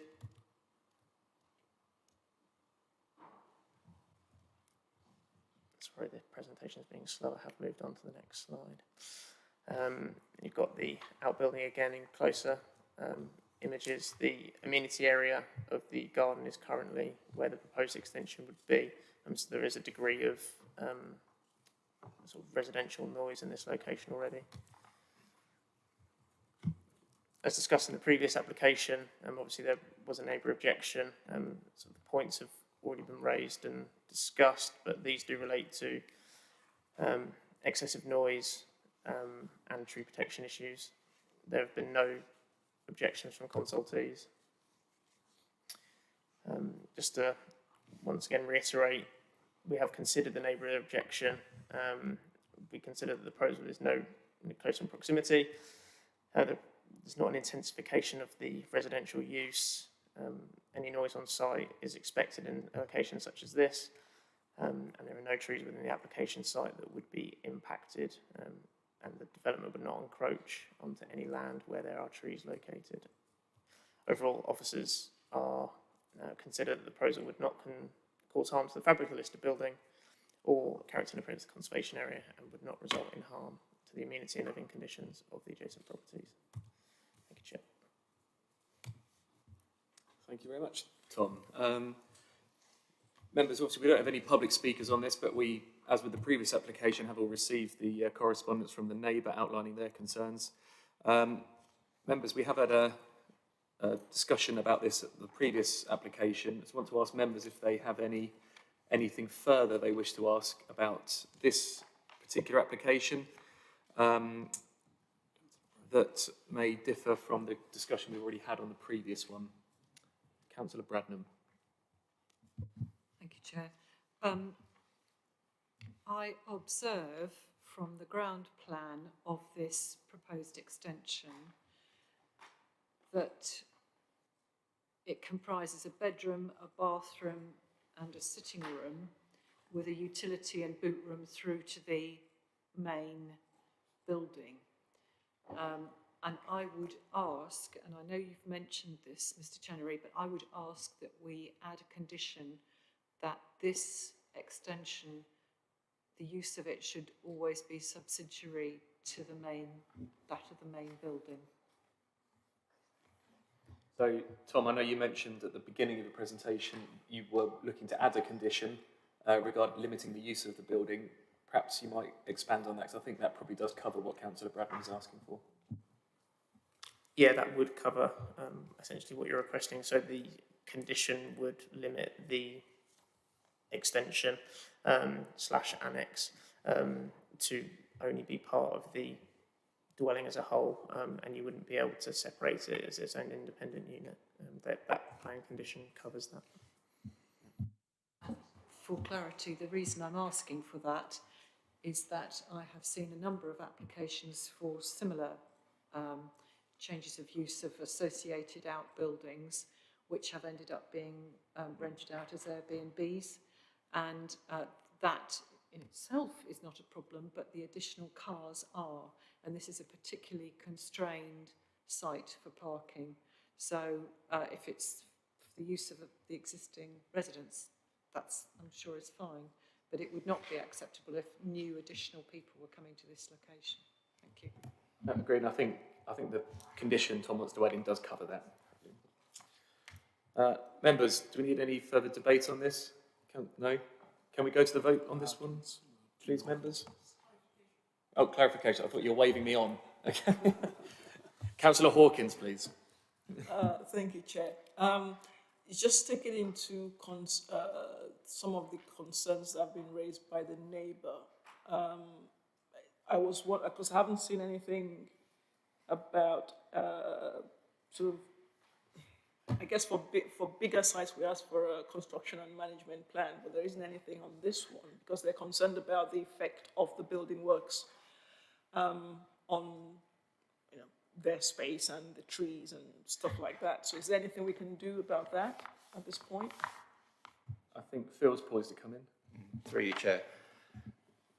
It is obviously quite close to that neighbour's boundary, but a scheme of this scale, we wouldn't expect a construction management plan to be submitted for a householder. It's of sufficient small scale development that officers don't really consider that would be a necessary condition on this type of development. So, sorry, can I come back? Is that what we're saying we can't do anything? We can't ask them. I mean, I know it's a small site, which is why I said I know that for bigger sites we do ask for one. It's a small site, it's tight. And there will be effect on the neighbours. The question is there anything we can do to help minimise that? Through you, Chair, we could possibly add an informative to the decision. As I said, I don't think a condition is necessary, but we could perhaps give an informative to the applicant about considerate construction in relation to their neighbours.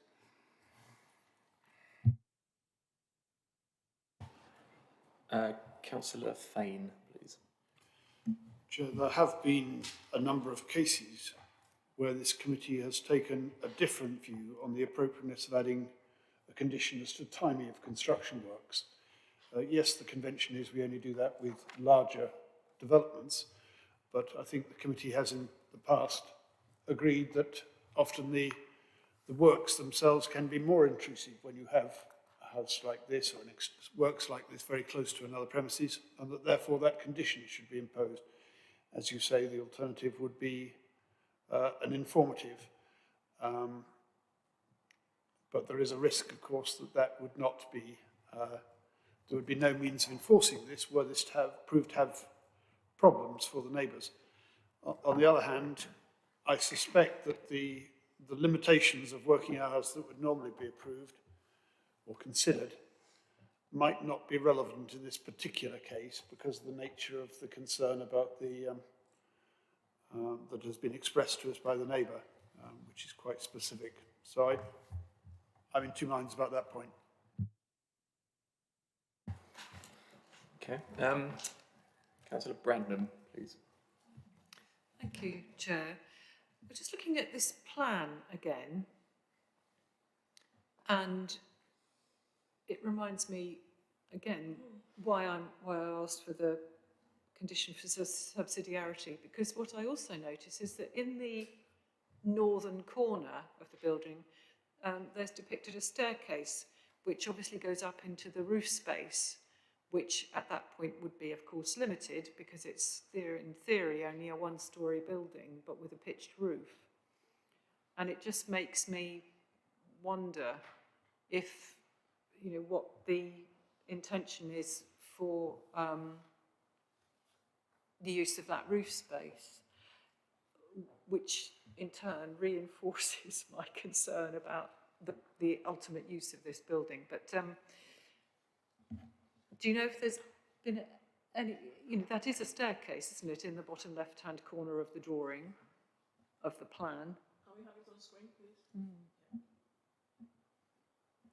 It's just wondering. It's drawing 20083.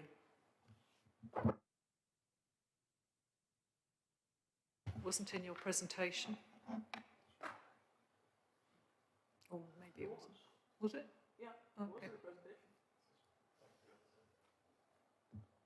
Sorry, just to clarify, so in the exhibit, view. yeah, That's so the if, ground plan. yeah, so in here, whether it's a staircase or not, it might be a wardrobe, given that the sectional elevation does not indicate any type of loft or any type of roof space, whereas in the existing, the section does show that there was an original roof and loft. So from sort of the officer's point of view, there is no evidence for us to suggest that there would be a staircase there and then any additional loft accommodation. I think from the plan that you're mentioning, that one would assume that is a wardrobe or some sort of storage area. But also your previous drawing shows that the old post office itself has a front door at this western, in other words, at the bottom of this drawing. No, at the western side of the old post office main building, the building to the right, not that one, not the outbuilding, the building to the right. Sorry. If you go back to your previous slide, and maybe back again. Yes, do you see on the bottom drawing, which would be the view if you were in the courtyard, there is a door on the right-hand side of the main building. You just, there, yes, there is a door. So that could then become the front door, and this building at the left could become an annex. I'm just observing the potential. It is an annex. Yes, I know. But it could become an annex with a separate front door, couldn't it? Possibly, but I said we do have this condition added in to limit the usage of it, hence I think that is the purpose of it. So, yeah, I mean, I don't think that's a need to debate that point. Members, I don't have any further public speakers. I don't have any further speakers on this. Does anyone else wish to raise any points that we haven't already covered? If not, I would like to go to a decision on this, please. No? Okay. We have a recommendation then on page 200, which is that the recommendation is to approve this application subject to the conditions listed, plus the new condition that Tom's outlined that we wish to add to that list of conditions as well. Members, does anyone wish to vote against or abstain on this recommendation? No. Can we take it by affirmation then that this is approved? Agreed. Agreed. Okay, so that application is unanimously agreed. Thank you very much, Tom. Okay, final item on the agenda. Members, agenda item 12, page 205. This is an application at 83 Ermine Way in Arrington. The proposal is for a new vehicular access, drop curb, parking / turning area and a relocation of traffic calming bollard. The reason it is before us today is because the applicant is the District Council, given it is a District Council owned property. The presenting officer is Mr. Paul Hunt, who's with us in the room. Paul, welcome. Paul, so without further ado, I'll hand over to you to give us any updates and then to introduce the report to members. Thank you. I do have one update to the report which I've noticed on coming in. On page 209, section 9.15, there is an inconsistency. It states the condition requested by Highways is a pre-commencement condition, and the condition that is actually in the report on page 211 is the correct condition requested by the local Highways Authority, and it is a compliance condition. So the word pre-commencement can simply be struck from the report and it will be accurate. Is that condition 4? That is condition 4, yes. And I can detail those conditions during the presentation.